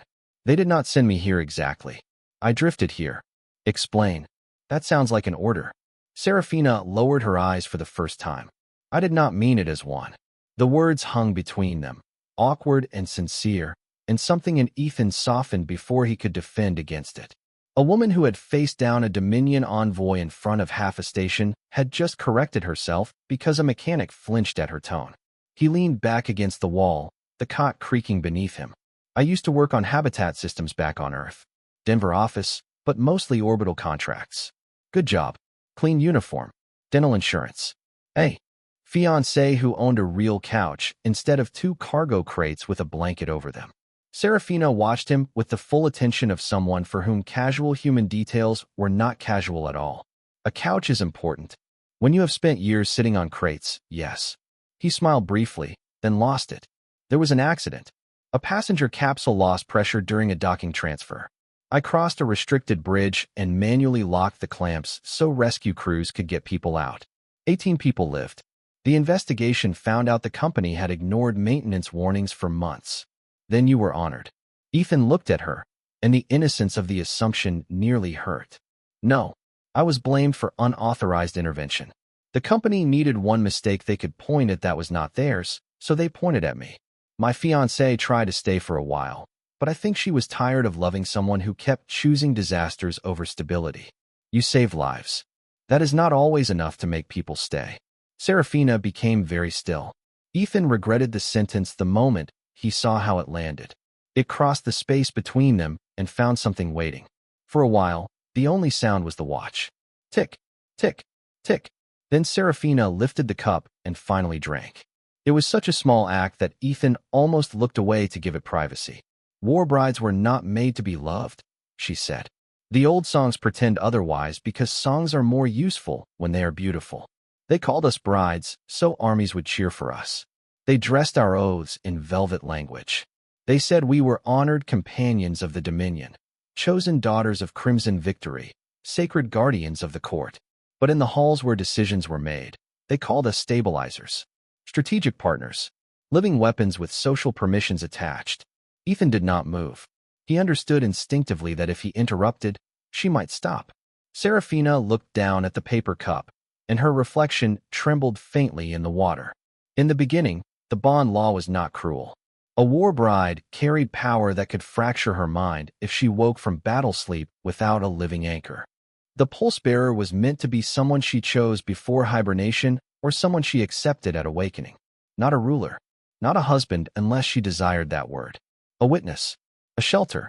Someone whose heartbeat reminded the archive that the warbride was still a person and not only a function. What changed? Ethan asked softly. Her mouth curved without humor. Peace. He waited. During war, they needed us willing. After war, willingness became inefficient. The sentence seemed to lower the temperature in the room. The armor along her shoulders pulsed once, red then white, as if reacting to memory. I was awake when the armistice was signed. I remember the court celebrating beneath banners stitched from the names of the fallen. I remember being told I had served with distinction. I remember thinking, foolishly, that service ending meant I would finally be allowed to become something else. What did you want to become? The question left Ethan before he could dress it in caution. Serafina looked at him as if he had spoken a language that had been extinct for centuries. No one asked me that then. I am asking now. Her eyes did not leave his. For the first time, the crimson in them seemed less like fire and more like something held behind glass. I wanted a garden. Ethan blinked. Of all the answers he expected, that was not one of them. A garden. Do not laugh. I am not laughing. You almost did. only because I was surprised. Not because it is funny. She studied him with open suspicion. Warbrides were stationed in fortresses, command ships, border moons. I spent decades beneath artificial skies. There was a greenhouse in the Eastern Palace where the court grew white roses that opened only under lunar radiation. I was assigned to guard it once during a royal funeral. For 6 hours no one gave me an order except to stand there. No battle alerts. No noble hands measuring my usefulness. No priests reciting what I owed. Only the flowers opening and closing in silver light. Her voice changed on the last words. Not warmer exactly, but less armored. I thought if peace lasted, I might request a place there. Ethan swallowed around an ache he had not expected. This was the part stories usually skipped, he thought. Not the warrior with wings and burning eyes. Not the impossible arrival from the sky. But the woman who had carried empires on her shoulders and wanted 6 quiet hours among flowers. Did they let you? Seraphina's gaze returned to the cup. Lord Crow's office revised the Warbride statutes within the year. They said unbonded warbrides posed a political risk. A chosen witness could refuse orders from the court, so witnesses became claimant spouses under supervision. Consent became presumed response. Shelter became custody. Then I refused assignment to a noble house. Ethan could guess the rest, but guessing felt like trespassing. And they put you in the vessel. They called it protective archive sleep. That is not an answer. No. She looked toward the covered window, where artificial dawn pressed softly against the shade. It was a sentence with kinder furniture. Anger rose in Ethan slowly, not hot enough to make him foolish, but steady enough to make him sit forward. How long? The record will say 217 years. And the truth? I counted longer before the systems took memory from me in pieces. Ethan closed his eyes for a moment. There were no injuries described in her story, no violence the way people usually meant violence, nothing dramatic enough for a headline that preferred simple villains. But the cruelty of it filled the small room. They had not needed to break her body to steal her life. They had only needed laws, seals, revisions, polite words, and enough time for everyone else to forget what the original promise meant. When he opened his eyes, Seraphina was watching him carefully. There it is, she said. What? The look. What look? Pity. Ethan shook his head. No, her expression hardened. Do not lie to comfort me. I am not lying. I feel angry. I feel sad. I feel like Lord Crow should be locked in a room with Captain Grant and every angry parent on this station. But pity is what people feel when they think someone is smaller than what happened to them. He held her gaze, even though it was not easy. You are not small. The words landed quietly. Seraphina looked away first, but not before he saw the smallest fracture in her composure. She set the cup down with great care. Humans speak recklessly. Usually, yes. You especially. That has been mentioned. Why did you not use the law? Ethan frowned. What do you mean? You heard Adrian. You saw the displays. Under the revised interpretation, you could claim status, provisional authority, protection, perhaps wealth, perhaps political leverage. Many would seize the opportunity before the court corrected it. I do not want authority over you. Most who desire authority say that at first. Then watch what I do, not what I say. Seraphina looked back at him. The directness of it seemed to unsettle her more than any denial could have. Ethan spread his hands. I am serious. I do not know your laws. I do not know your court. I do not know how to stand in a room full of vampire nobles and not look like a guy who fixes clogged filters for a living. But I know the difference between helping someone out of a broken machine and owning them because the paperwork glitched. The paperwork did not glitch. Fine. Because the paperwork was corrupted by aristocratic vampires with control issues. Her mouth moved. It was not a smile. It was too brief, too startled, too quickly hidden. But it existed. Ethan pointed at her with the caution of a man identifying rare wildlife. That was almost a smile. It was not. Your face did a thing. My face is none of your jurisdiction. Agreed. I am only a witness. The word changed them both. It should have been legal, ceremonial, distant. Instead, in the soft light of Med Suite 7, with one paper cup between them and 3 days of forced proximity ahead, witness began to feel less like a chain and more like a task Ethan understood. Not to possess, not to save her in the grand heroic sense, just to stand close enough that when the court tried to change the meaning of her words, Someone ordinary would say he had heard the truth. Serafina touched the edge of the gauntlet on the tray. A witness can be removed. I have been removed from better jobs than this. You joke when you are afraid. I joke when I am awake. Ethan. It was the first time she said his name. Not human. Not pulse bearer. Not claimant. Ethan. The sound of it in her voice made the room feel smaller, and he did not trust himself to answer too quickly. Yes. If the court offers you your old life back in exchange for silence, will you take it? He thought of Denver. Allison's couch. A clean uniform. A future with no red symbols, no ancient laws, no impossible woman sitting across from him with centuries of loneliness hidden beneath armor. He thought of how badly a part of him still wanted a life where doing the right thing did not cost everything.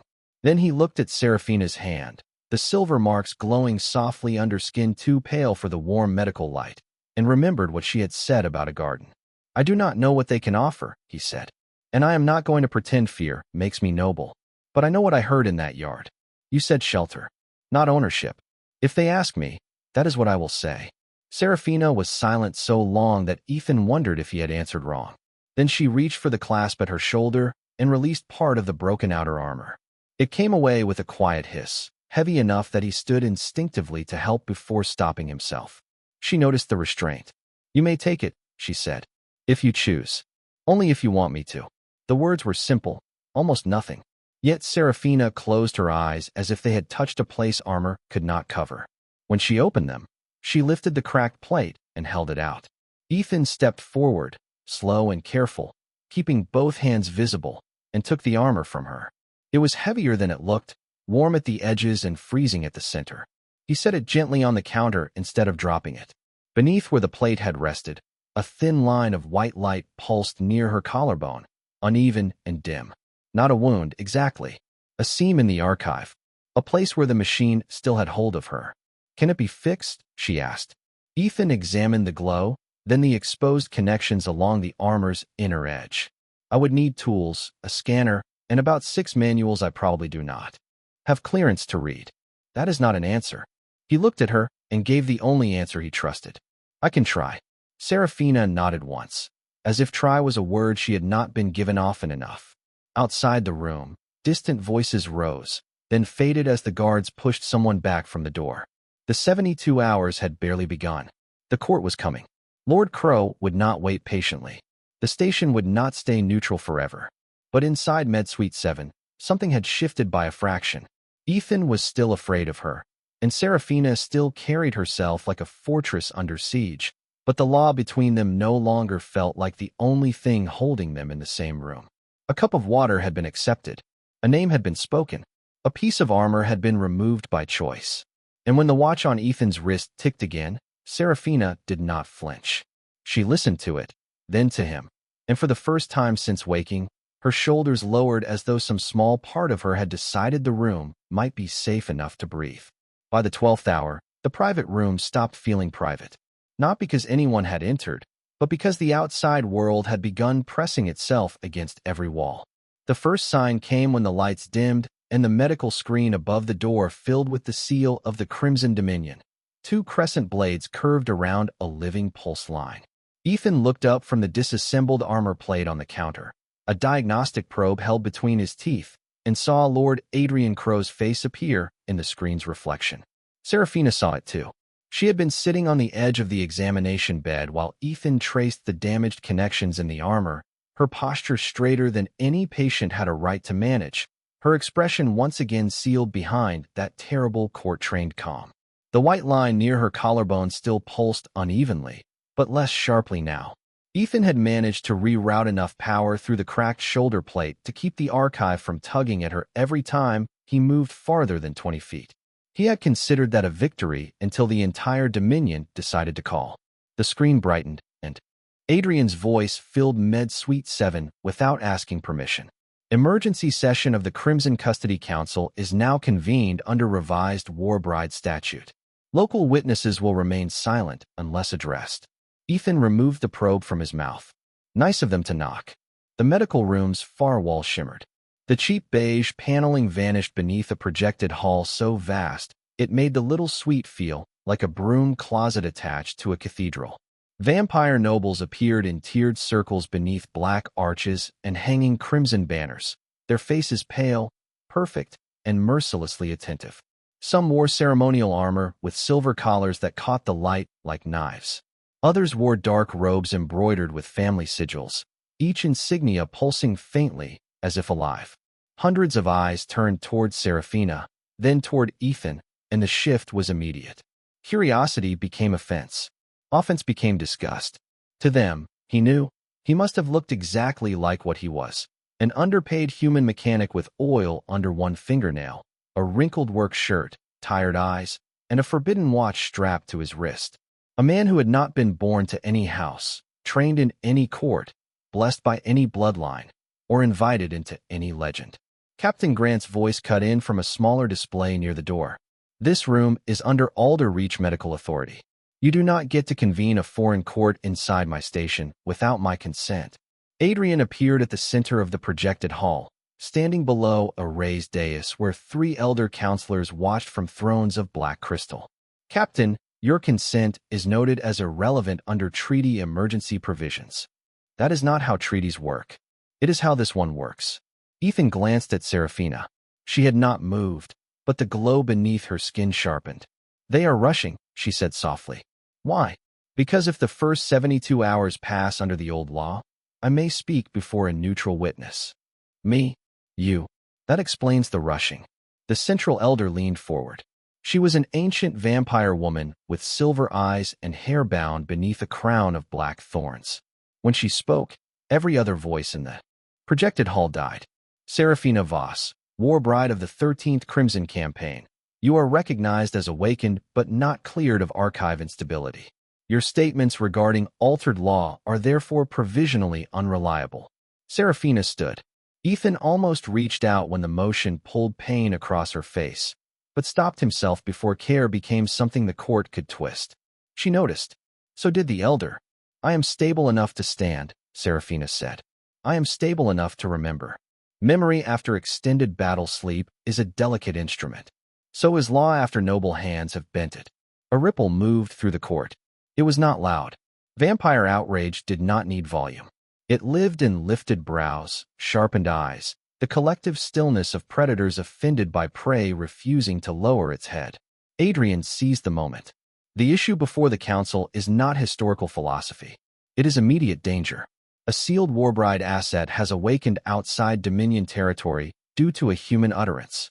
A low-status human without clan, rank, citizenship, or noble surety has inserted himself into a protected bond event. If we allow this contamination to stand, every dormant archive becomes vulnerable to accidental activation. Ethan raised his hand halfway. I object to being called contamination. Adrian did not look at him. The human will speak when permitted. Then permit me now and save time. Several nobles turned as if the furniture had interrupted them. The silver-eyed elder regarded him with chilly interest. Ethan Miller of Alderreach, you have already spoken more than your station permits. I do not have a station. Precisely. The word struck harder than Ethan expected. Not because it was false, but because it was the kind of truth powerful people enjoyed sharpening. He had no station in their world. No title to place before his name. No family crest. No diplomatic immunity. No inheritance except a broken career and the stubborn habit of helping at inconvenient times. The court knew it. Adrian knew it. And now they were turning that smallness into evidence. The elder continued, a warbride cannot be placed in the moral custody of a transient laborer whose background includes professional sanction, disciplinary exile, and psychological markers of reckless intervention. Ethan felt heat crawl up his neck. They had his file. Of course they had his file. Somewhere in the last 12 hours, the Dominion had reached through human databanks and stripped him down to every official failure. On another screen, documents appeared. Helix orbital disciplinary summaries, employment transfers, debt notes, supervisor complaints about sarcasm and unauthorized repairs, medical notes about stress response after the Denver accident. The court did not show the 18 people saved. It showed the warning letters. It did not show the children in the scrapyard. It showed the broken procedure. Seraphina turned slowly toward the screens, and the room temperature dropped. Remove those records. Adrian folded his hands behind his back. They are relevant to fitness. They are selectively displayed. They are official. Ethan laughed once, too quietly. Official does not mean honest. The elder's silver eyes narrowed. You admit you have defied authority before. Yes. You admit your choices cost institutions money, reputation, and order. Yes. You admit you made the statement that brought the Warbride vessel down. Ethan swallowed. I made a joke. Words have weight. So does context. Context is often the refuge of those who fear consequence. That one should have landed. It was designed to. But before Ethan could answer, Seraphina stepped forward until the projected court lights painted her pale face in alternating crimson and shadow. Then weigh mine. The hall went silent. I was not summoned by a husband. I was not claimed by a master. I woke because a buried witness device heard a living voice cross an abandoned channel. When I asked for the door to be opened, Ethan Miller opened it. When the archive mistranslated my acceptance as ownership, he rejected that ownership. When your envoy arrived, he did not ask what power he had gained. He asked what I meant. The silver-eyed elder watched her without blinking. Attachment can form quickly after archive sleep. Do not reduce gratitude to malfunction. Do not mistake defiance for freedom. Seraphina's wings shifted behind her, still stiff, still wounded by long storage, but casting enough shadow that the medical room seemed to grow taller. I know the difference. I was taught it by centuries of not having any. A sound moved through the court thin, softer than thunder, but carrying the same warning. Some nobles were shocked by her words.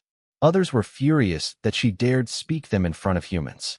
One younger lord with red gold hair rose from his seat. This is exactly why warbrides require noble custody. They were created with power beyond ordinary discipline. Without proper houses to guide them, they become sentimental, unstable, and susceptible to inferior influence. Ethan felt the words inferior influence settle over him like dust. Seraphina's gaze cut toward the young lord. Lord Vale, your grandfather hid behind my shield during the siege of Morning Gate. The young lord went perfectly still. You will not call me unstable, because I remember when your house still knew how to say thank you. Behind the projection, someone in the corridor made a very human, choking sound. Ethan suspected it was Parker listening through security channels and trying not to cheer. Adrian's face hardened. Historical insult does not answer the charge. A human cannot be permitted to stand as witness to a war bride when that human may exploit proximity for social elevation, political leverage, or personal fantasy. Ethan's patience cracked, not loudly, but all at once. You keep saying what I might exploit. Has anyone asked what you already exploited? The court turned back to him. The pressure of those eyes would have made a wiser man sit down. Ethan was not feeling wise. He lifted the cracked armor plate from the counter. This is not just armor. It has archive lines running through it, old ones under newer seals. Somebody rewired her sleep vessel, so every acceptance response gets routed through a marriage claim filter before her actual words are translated. I am not a Dominion engineer, but I know sabotage when it wears a nicer uniform. Adrian's smile returned, thin as wire. A maintenance worker's speculation has no evidentiary standing. Then let me bring in a neutral technician. Dominion technology is restricted. Convenient again. The elder's voice cracked across the room. Enough. The armor plate grew heavy in Ethan's hands. Seraphina looked at him, and in that brief glance he saw both warning and something else. Fear, not for herself, but for what the court could do to an ordinary human who embarrassed them in public. She had faced them like a storm, but his human life was softer material. Easier to crush with law, reputation, detention, debt. The council knew it too. Adrian turned toward the dais. I submit emergency petition. Remove Ethan Miller from physical proximity under custody separation. Assign a noble certified pulse substitute from House Vale. Place Warbride Voss in supervised recovery until her testimony can be corrected for post-archive distortion.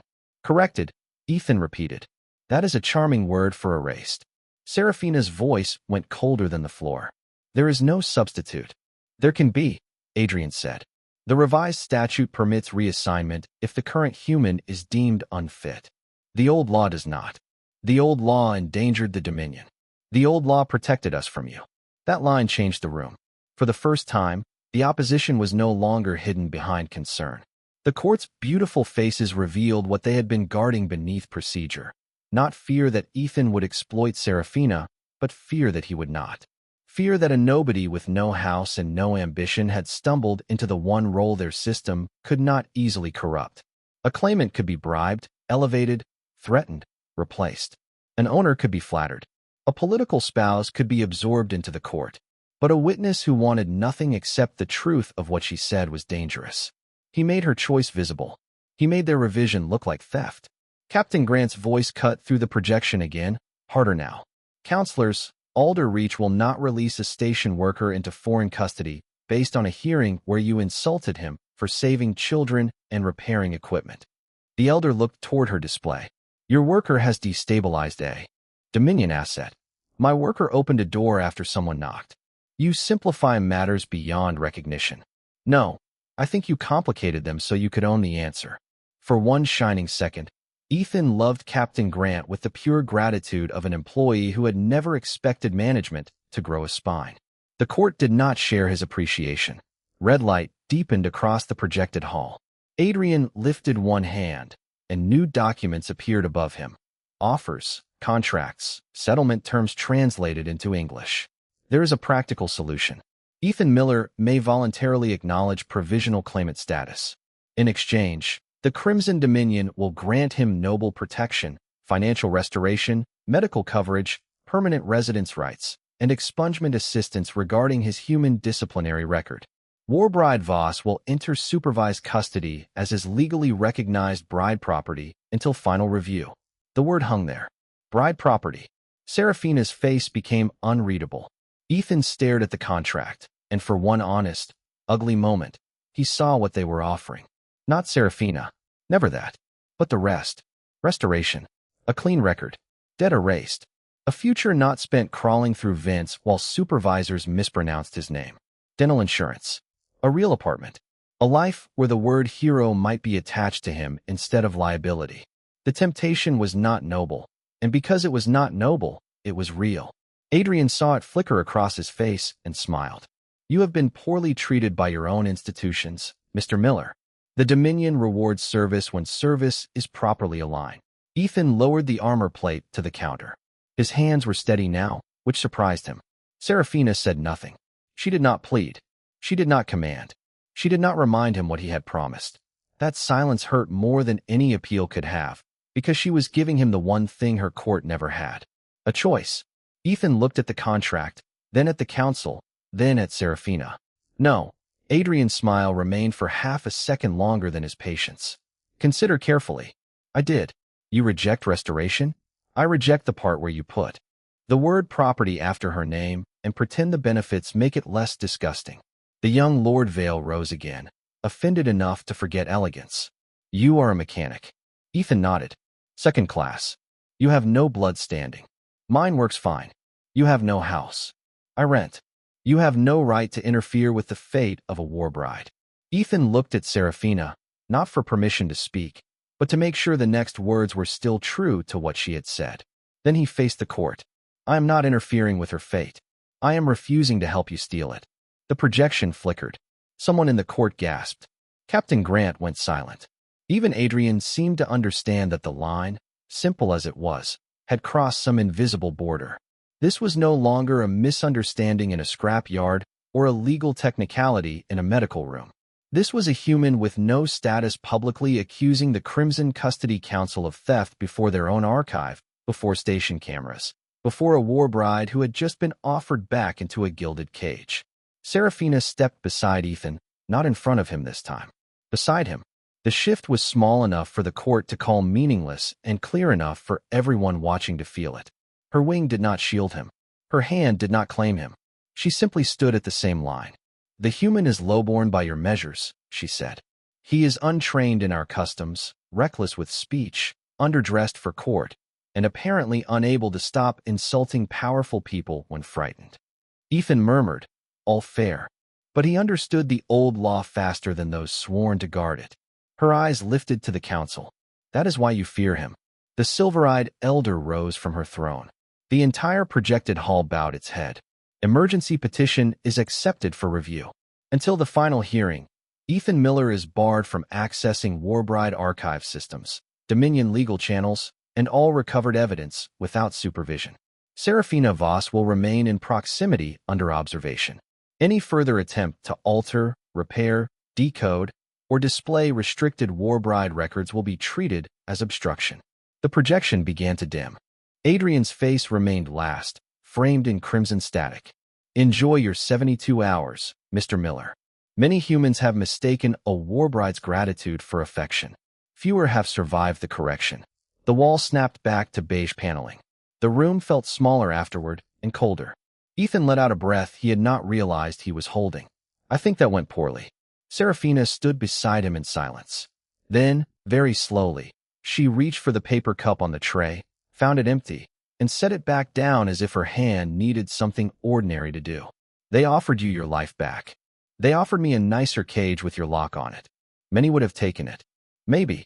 You wanted to. Ethan did not deny it. For about 3 seconds, I wanted it so badly I hated myself.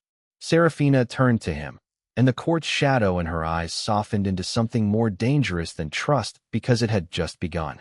You still said no. Yeah. Why? Ethan looked at the armor plate, the hidden archive lines, the evidence he was now forbidden to touch. Outside the door, guards shifted. Beyond them, Adrian's opposition settled around the station like a net. Because you wanted a garden, he said. Serafina went still. Ethan rubbed the back of his neck, suddenly embarrassed by the simplicity of it. And because nobody should have to sign ownership papers to deserve one. The watch ticked once, warm and steady. In the silence that followed, the court's threat remained. The law remained. The 72-hour clock remained. But something else had entered the room with them now, something the Crimson Dominion had failed to classify. Not marriage. Not claim. Not debt. A human refusal, small enough to fit in one word, had just made the most powerful court in vampire space show its fear. After the projection vanished, Med Suite 7 felt like a room holding its breath before a storm. The court had left nothing behind except restrictions, silence, and the sharp knowledge that every wall now had ears. Ethan stood at the counter with the cracked armor plate in front of him, his hands hovering above it, but not touching, because touching it had just become obstruction under Dominion law. That was how powerful people won, he thought. Not always with weapons, not always with threats. Sometimes they simply renamed repair as interference, evidence as restricted material, and compassion as contamination until every decent action came wrapped in a warning label.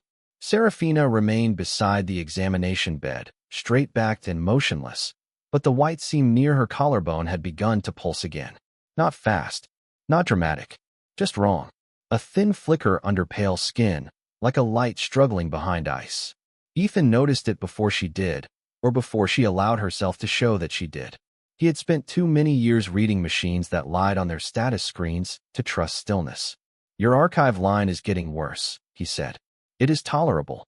That is not the same as fine. You are forbidden to repair it. Technically, I am forbidden to access restricted Warbride archive systems without supervision. Serafina looked at him. Do not become clever on my behalf. That might be difficult. Clever is the only thing I can afford. He tried for humor, but it landed softly and died. The watch ticked on his wrist, warmer now, yet uneven, as if his pulse and hers were negotiating through a language neither of them understood. Ethan turned toward the medical cabinet, opened 3 drawers, and found gauze, sterile strips, a cracked scanner, 2 expired nutrient packs, and a diagnostic interface old enough to have strong opinions about newer plugs. Normal tools. Human tools. Nothing Dominion. Nothing noble. Nothing forbidden unless Lord Crow decided screwdrivers were politically sensitive. Captain Grant's voice came through the door speaker a moment later. Miller, step away from the alien hardware. Ethan glanced up. I am currently looking at a medical drawer. Are you planning to use anything from that drawer on alien hardware? Define planning. Ethan. Her voice softened just enough to remind him she was not the enemy. They are watching the logs. If you touch restricted systems, they will use it. Serafina answered before Ethan could. Captain, the archive instability is increasing. A pause followed. Is it dangerous to the station? Not yet. Ethan disliked the honesty of that answer. Grant did too. How long until not yet changes? Serafina's eyes lowered. I do not know. Ethan looked at the armor plate again, at the fine network of silver and white channels running beneath the newer crimson seals. The court had forbidden him from decoding it, but they had not forbidden him from remembering what he had already seen. Older lines beneath newer ones. A witness function buried under a claimant filter. A black box device disguised as a watch. His wrist went cold when he thought of it. The watch was not jewelry. It had known the vessel before it fell. Adrian had feared it, and Big Rita and Bay 6 had sold it for $9 as if fate sometimes wore greasy overalls and haggled badly. Ethan lifted his arm and studied the cracked glass. The watch face was dark except for one small pulsing mark near the 6. Not a number. A symbol he had seen etched inside the coffin's access plate. "Serafina," he said slowly, "what exactly is this thing?" Her gaze moved to the watch. Something unreadable passed through her face. "A witness key. Earlier you called it a device. I was not certain it still lived. That is not comforting. It was carried by the first pulse bearers, not to command a Warbride, to record her true response before the court could interpret it." Ethan's heart began to beat harder. The watch answered. Tick, tick, tick. A black box. A memory that could not be sworn away. "And you had one?" Serafina looked toward the window's shade, where artificial station daylight glowed at the edges like a small, cautious morning. "I stole one before they sealed me." The room seemed to narrow around that confession. Ethan kept his voice low. "Why?" "Because I knew they would change my words." "Did you record something?" She did not answer immediately. Her silence was not refusal. It was the silence of someone standing at the edge of a door she had built with her last remaining strength, uncertain whether opening it would save her or expose the final place she had hidden herself. "I recorded my refusal," she said at last. "And the original covenant clause. If the key survived, it may still hold the proof. But it was designed to open only for the Warbride and the witness together." Ethan looked from her to the door, imagining Lord Crow in some temporary command room, watching status feeds, waiting for Ethan to make one unauthorized move. "So if we access it, they call it obstruction." "Yes." "If we do not, the court gets to pretend the evidence does not exist." "Yes." "And if your archive line keeps destabilizing, then they will argue I am too compromised to testify." There it was, the trap in its cleanest form. Do nothing, and Serafina weakened. Do something, and the court punished him for proving why she was weak in the first place. Ethan almost admired the cruelty of it. Almost. He set the medical scanner on the tray, then deliberately turned away from the armor plate. "Captain Grant," he said toward the speaker, "I need a station maintenance kit, 2 clean data leads, an analog recorder, and the oldest non-network display you have." Grant was silent for a second. "Why non-networked?" "Because I am not accessing Dominion systems. I am reading my own watch." "Miller." "It is on my wrist. I bought it. I have a receipt if Big Rita believes in receipts, which she probably does not." Another pause. Then Grant sighed in the exact tone of a woman deciding which rule could survive being bent. "You get 1 kit. Door stays open. 2 guards watch. No connection to station systems." Adrian's voice cut through the speaker before she could finish. "Denied."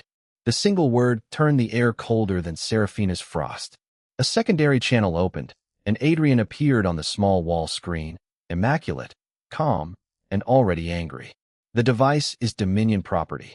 Ethan lifted his wrist. "Then your property was sold in Bay 6 next to used coffee filters and a box labeled possibly cursed adapters. Possession by accident does not grant rights." "Funny.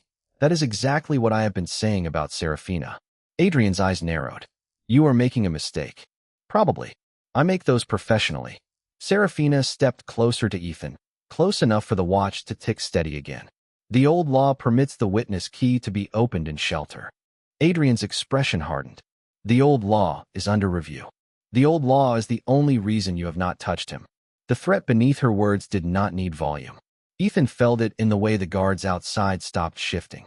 Adrian looked from her to Ethan, then smiled with controlled patience. "Open it, then. If the device contains nothing, the human's credibility ends.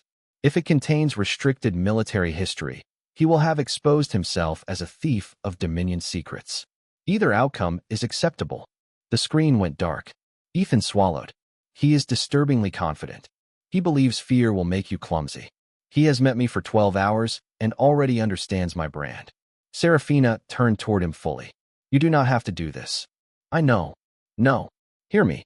If you step back, I will not call it betrayal. That hurt more than pressure would have. Ethan saw the shape of her gift. No command, no guilt, no claim. After centuries of having choice stolen from her, she was offering him his. He looked at the watch, then at the cracked armor plate, then at the faint tremor she could not entirely hide in her uncovered hand. When I crossed that bridge in Denver, everyone afterward wanted to argue about procedure. Whether I had authorization, whether I used the right channel, whether saving people counted if I embarrassed the wrong men. His voice stayed quiet. For a long time, I thought maybe they were right. Maybe I had ruined my life because I could not stay in my lane. Serafina watched him, still and intent. And now I think some lanes are painted around people who need help so everyone else can feel responsible for not crossing them. He lifted the watch. I am tired of pretending paint is a wall. Captain Grant arrived with the kit herself. When the door opened, both guards looked relieved to have someone else in charge. Grant set a battered gray case on the floor, then placed an old portable display on the tray with the reverence of a person offering illegal comfort. "This thing is from before my daughter was born," she said. "No wireless, no automatic uplink, no cloud backup, no personality." Ethan opened the case. "Perfect." Grant glanced at Serafina. "Are you consenting to this?" The question changed Serafina's face more than the court's accusations had. Her eyes moved to Grant, then to Ethan. "Yes," she said. "I consent." Grant nodded once. "Then I am supervising." Ethan sat at the edge of the cot and opened the back of the watch with a precision born from years of fixing machines no one wanted to replace. Inside was not clockwork. It was a tiny chamber of black crystal threads wrapped around a core of pale light, pulsing softly with his heartbeat. He connected the analog leads by hand, refusing 3 times to let the station scanner auto-detect anything. The old display flickered, buzzed, and showed a line of corrupted symbols. Ethan adjusted the signal. The symbols warped. He adjusted again. The watch grew colder, biting into his skin until his fingers stiffened. Serafina saw him tense. "Stop if it hurts." "It is okay." That was not an answer. He looked up and almost smiled. Now who was improving the system? Her expression softened for half a breath. Ethan turned the final dial. The display went white. Then a voice filled the room. Not Serafina as she sounded now, armored by exhaustion and caution, but Serafina from centuries before, clearer, steadier, carrying grief like a blade held point down. "Witness record of Serafina Voss, Warbride of the 13th Crimson Campaign. I refuse transfer to House Crow. I refuse conversion of shelter bond into noble custody. I refuse any law that names silence as consent. Let the first witness who hears this know the covenant was altered." Captain Grant stopped breathing. Ethan's hand went still over the dial. Serafina closed her eyes, and the light near her collarbone flared in answer to her own buried voice. The recording continued. Original clause follows. Pulsebearer is witness, not owner. Warbride response must be spoken freely after awakening, without court pressure, debt claim, purchase claim, marital presumption, or noble substitution. Any revision removing free election is void under First Blood Covenant. On the screen, an image appeared, not a battle, not a palace, but a legal page etched in white fire, bearing seals older than the ones Adrian had shown. Then another file opened, damaged but readable. Names. Dates. Revision orders. Lord Adrian Crow's office. House Vale's petition. Custody reclassification. Archive sleep authorization. Not rumor. Not memory distortion. Proof. Ethan felt a wild, disbelieving laugh rise in his chest and swallowed it down because beside him Serafina had gone completely silent. A tear did not fall. She did not break. She did not collapse into gratitude or rage.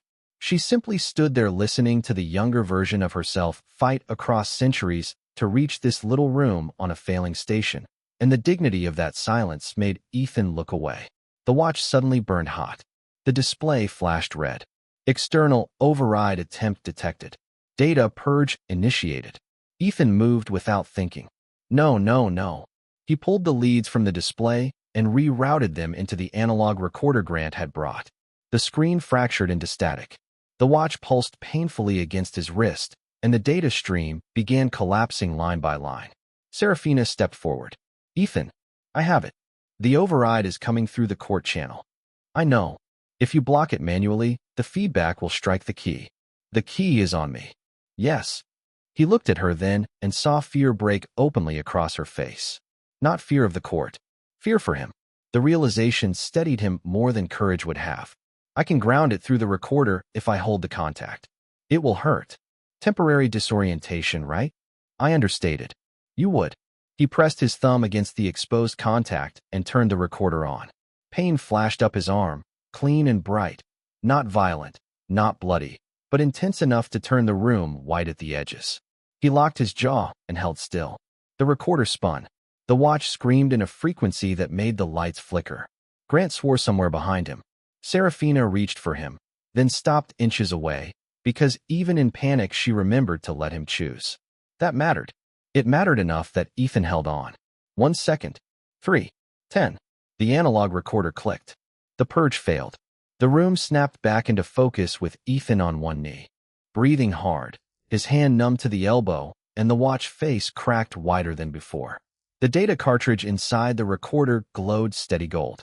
Captain Grant grabbed it first and held it up like evidence in a trial she had been waiting years to win. I have a clean copy, she said, voice low with awe.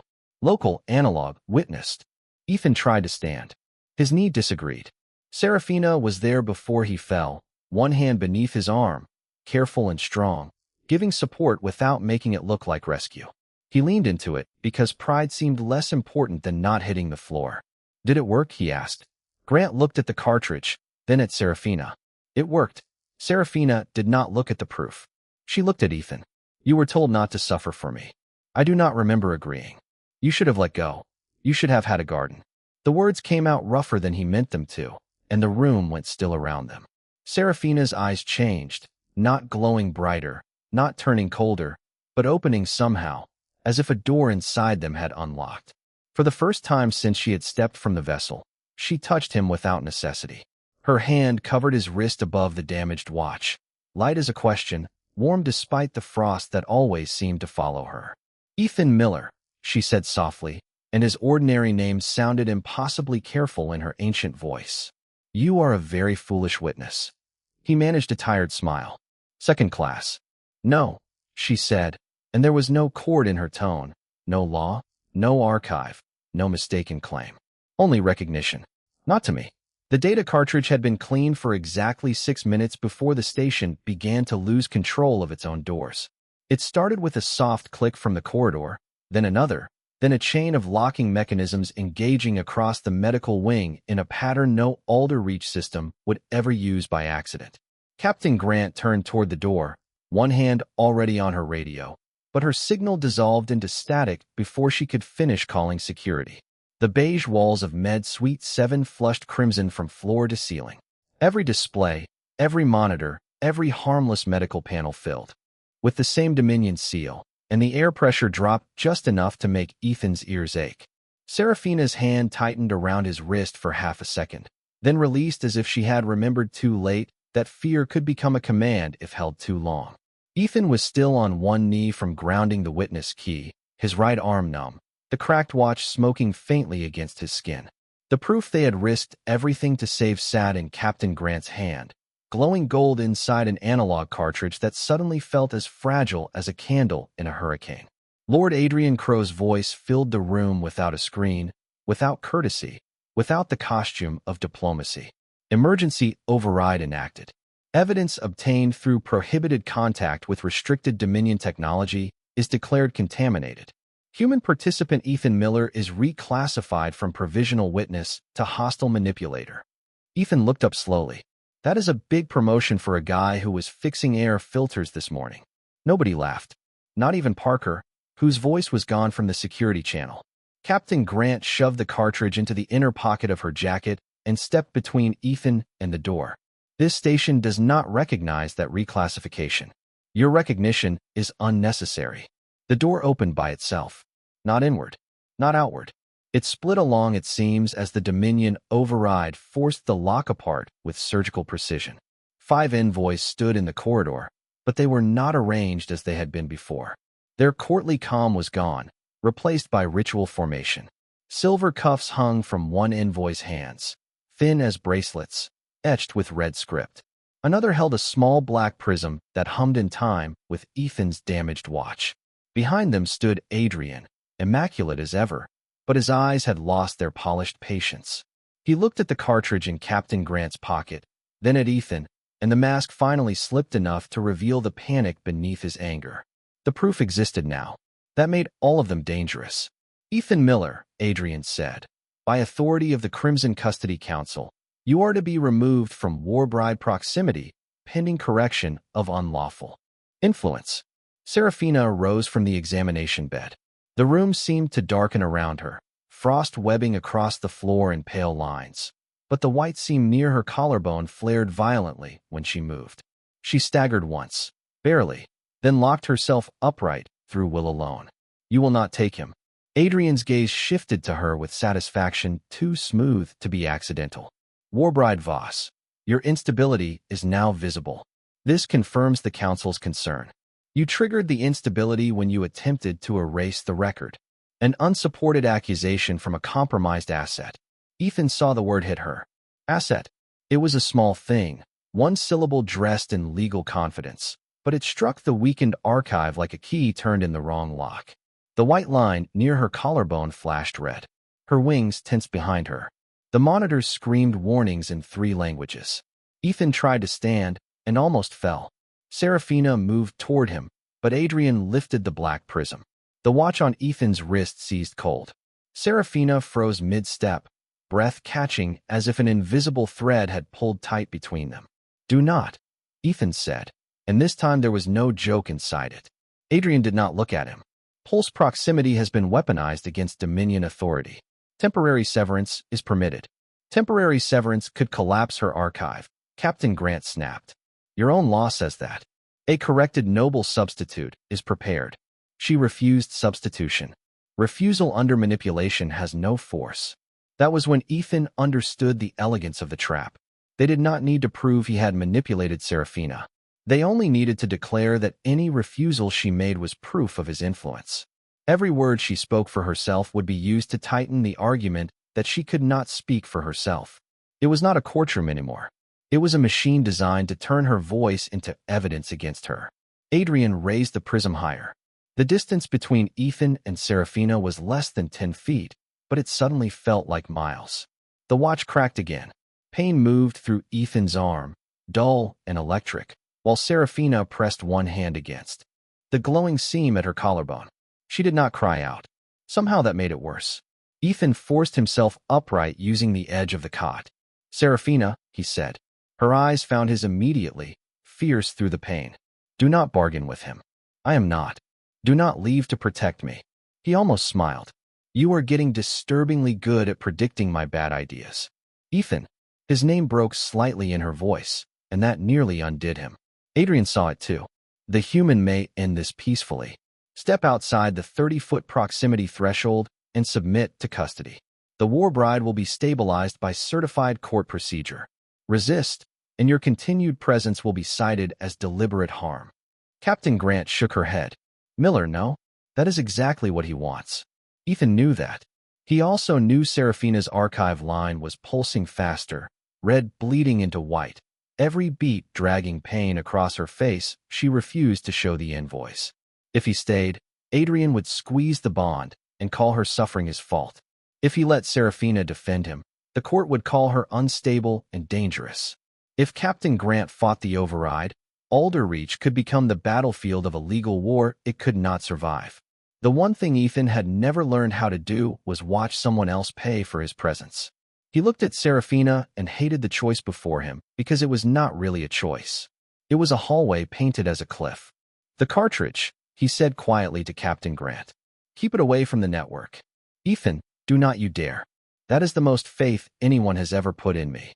He took one step toward the door. The watch screamed. Serafina's eyes widened. No, the frost around her surged, but the seam at her collarbone flared red, forcing her to grip the edge of the bed. Ethan stopped, not because he wanted to, but because every inch away from her translated into pain. I am not abandoning you, he said. That is what leaving means. No, abandoning you would be letting him make you hurt yourself to protect me. You are the witness. Then let me witness this too. He looked at Adrian. I am stepping out under protest. I do not accept your claim, your custody, your translation, or your right to correct her words. I am doing it because you are using my proximity to hurt her." Adrian smiled, but Ethan saw the irritation under it. A clean confession would have served him better. Ethan was making sure every camera, every guard, and every hidden recorder heard the difference. Serafina tried to move again. The room went colder, lights bending around her like the edge of a storm. "Ethan Miller, I order you to stay." He turned back, and despite everything, his expression softened. "Is that an order, or is that what you want?" The question stopped her more completely than the prism had. Pain, fear, fury, and something heartbreakingly new crossed her face. Want. The word they had discovered in a quiet room and barely learned how to hold. Adrian's prism hummed louder. Ethan took another step. 15 feet. 20. The watch went silent. Serafina gasped once, a small sound she clearly hated making.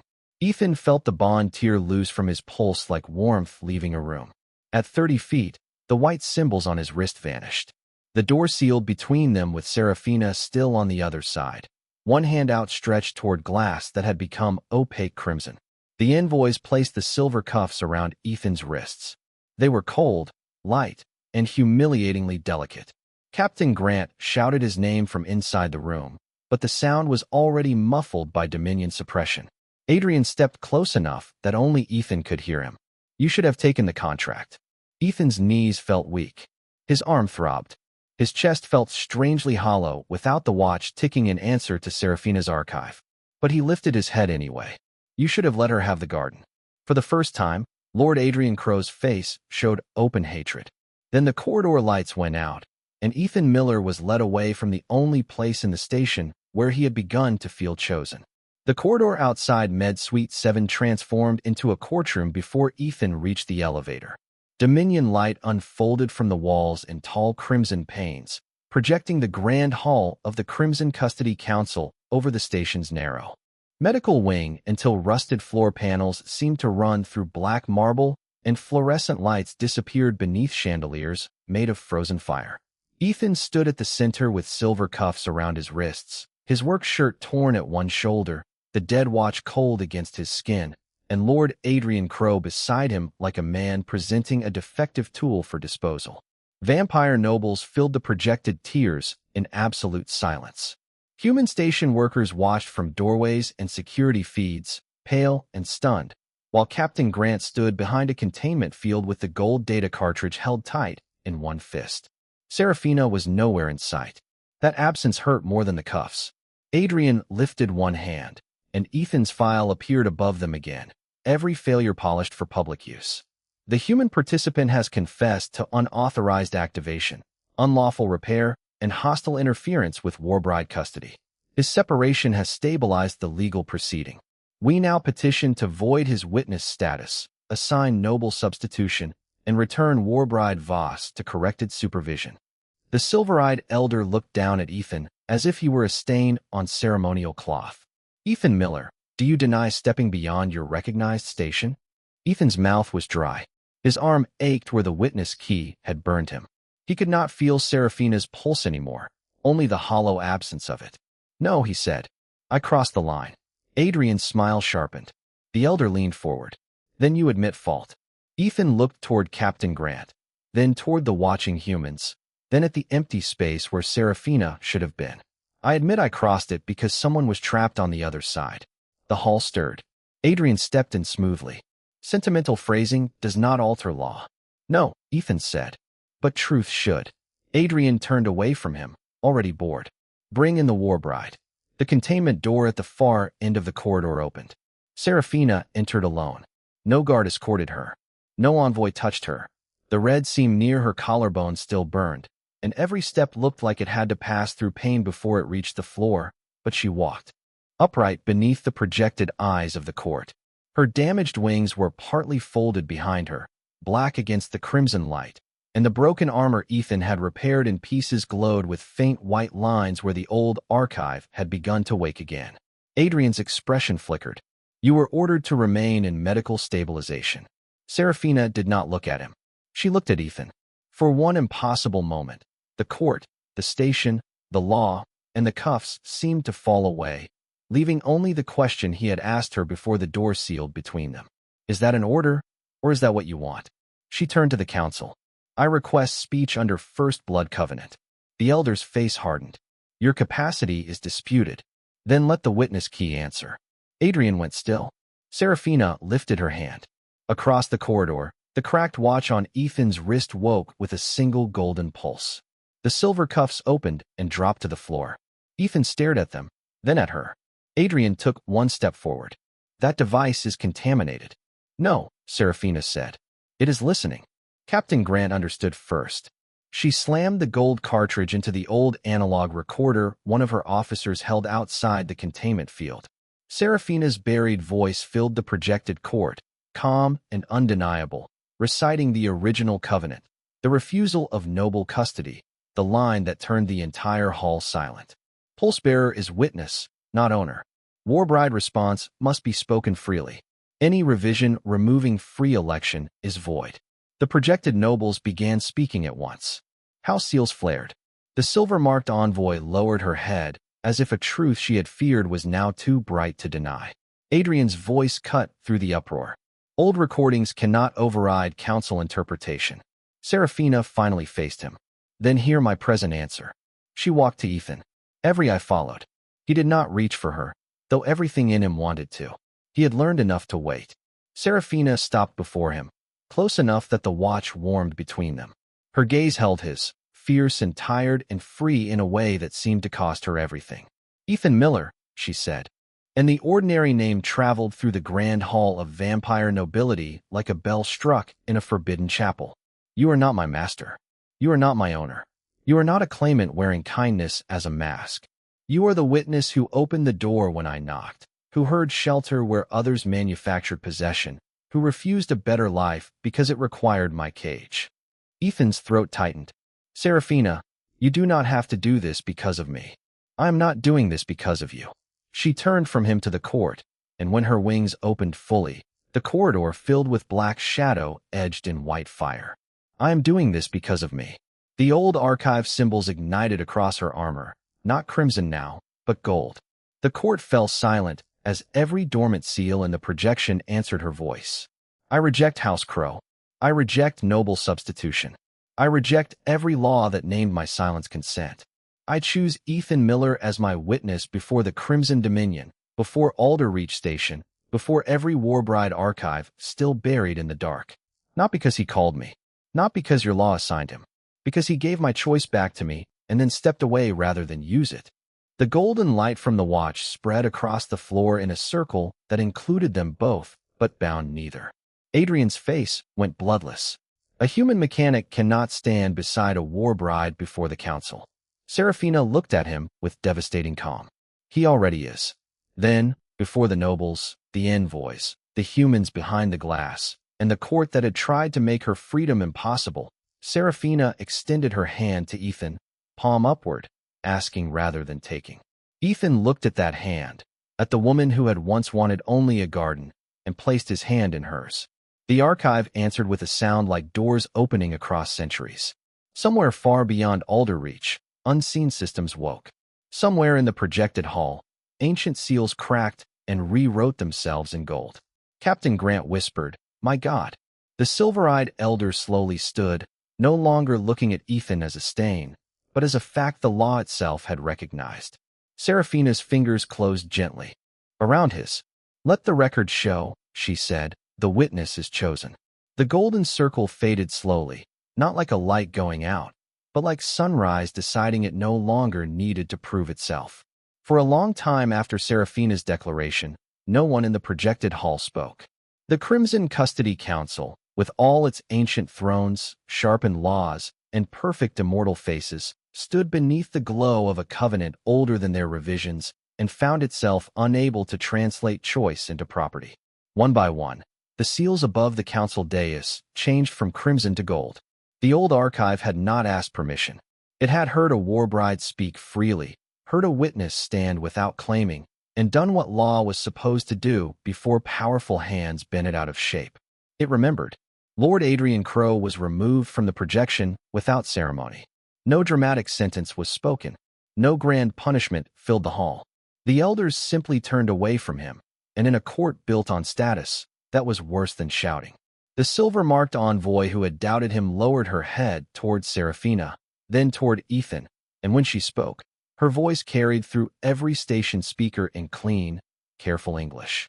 Let the record show that the revised claimant provision is suspended pending full covenant review.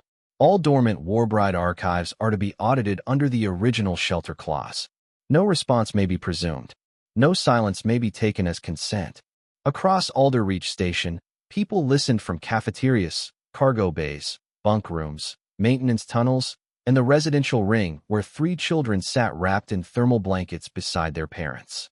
Maya Lawson watched the public feed with wide eyes as the woman from the fallen vessel stood beside the mechanic who had told her things could be fixed. Ethan did not feel heroic. He felt exhausted, bruised in places he had not known could ache, and deeply aware that his shirt still smelled like coolant. But Seraphina's hand remained in his, not gripping, not binding, simply resting there by choice. And that made the entire impossible night feel suddenly real. The silver-eyed elder rose at last. Her gaze moved from Seraphina to Ethan, and though there was still pride in her face, something in it had changed. Not warmth, not approval exactly. Recognition. "Ethan Miller of Alderreach," she said. "The Crimson Dominion acknowledges you as first pulse witness of the restored covenant.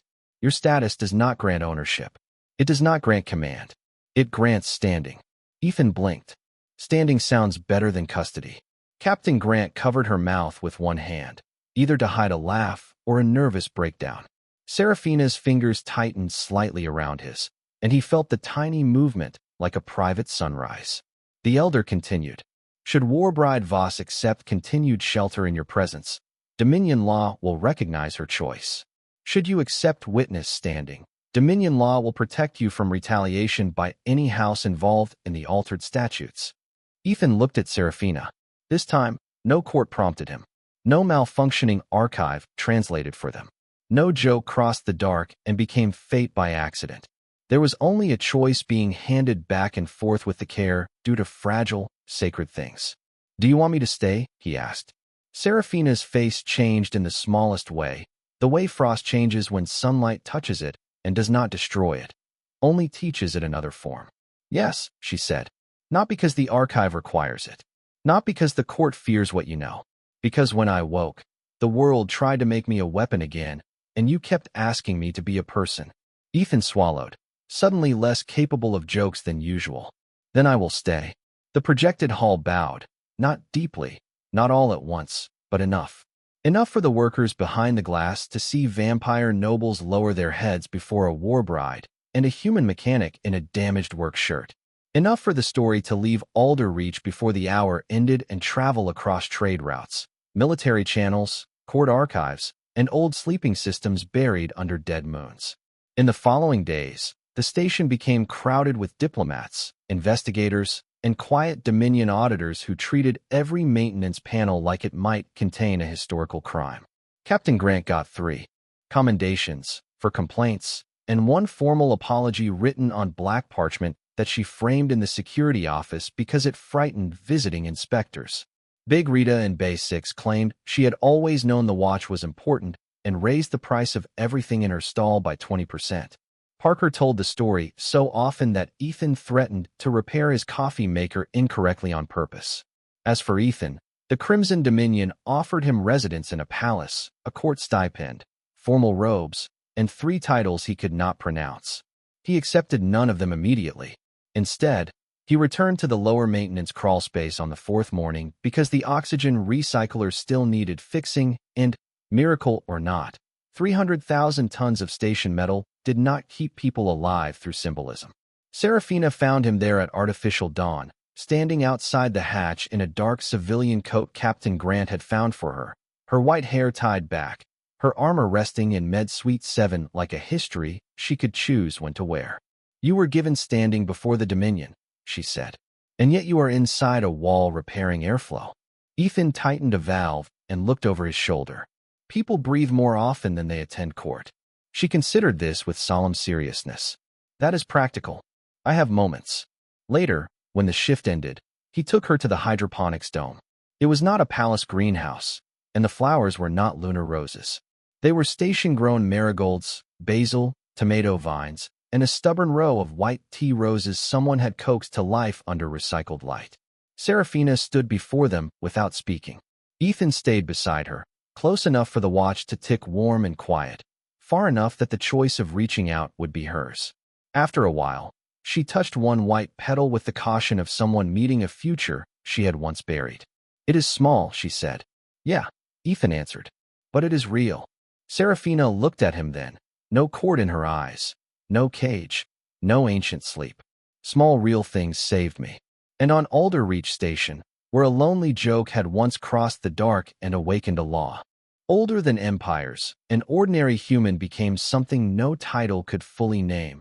Not owner, not hero, not prince, but the person a Warbride chose to stand beside when the whole world demanded she stand alone.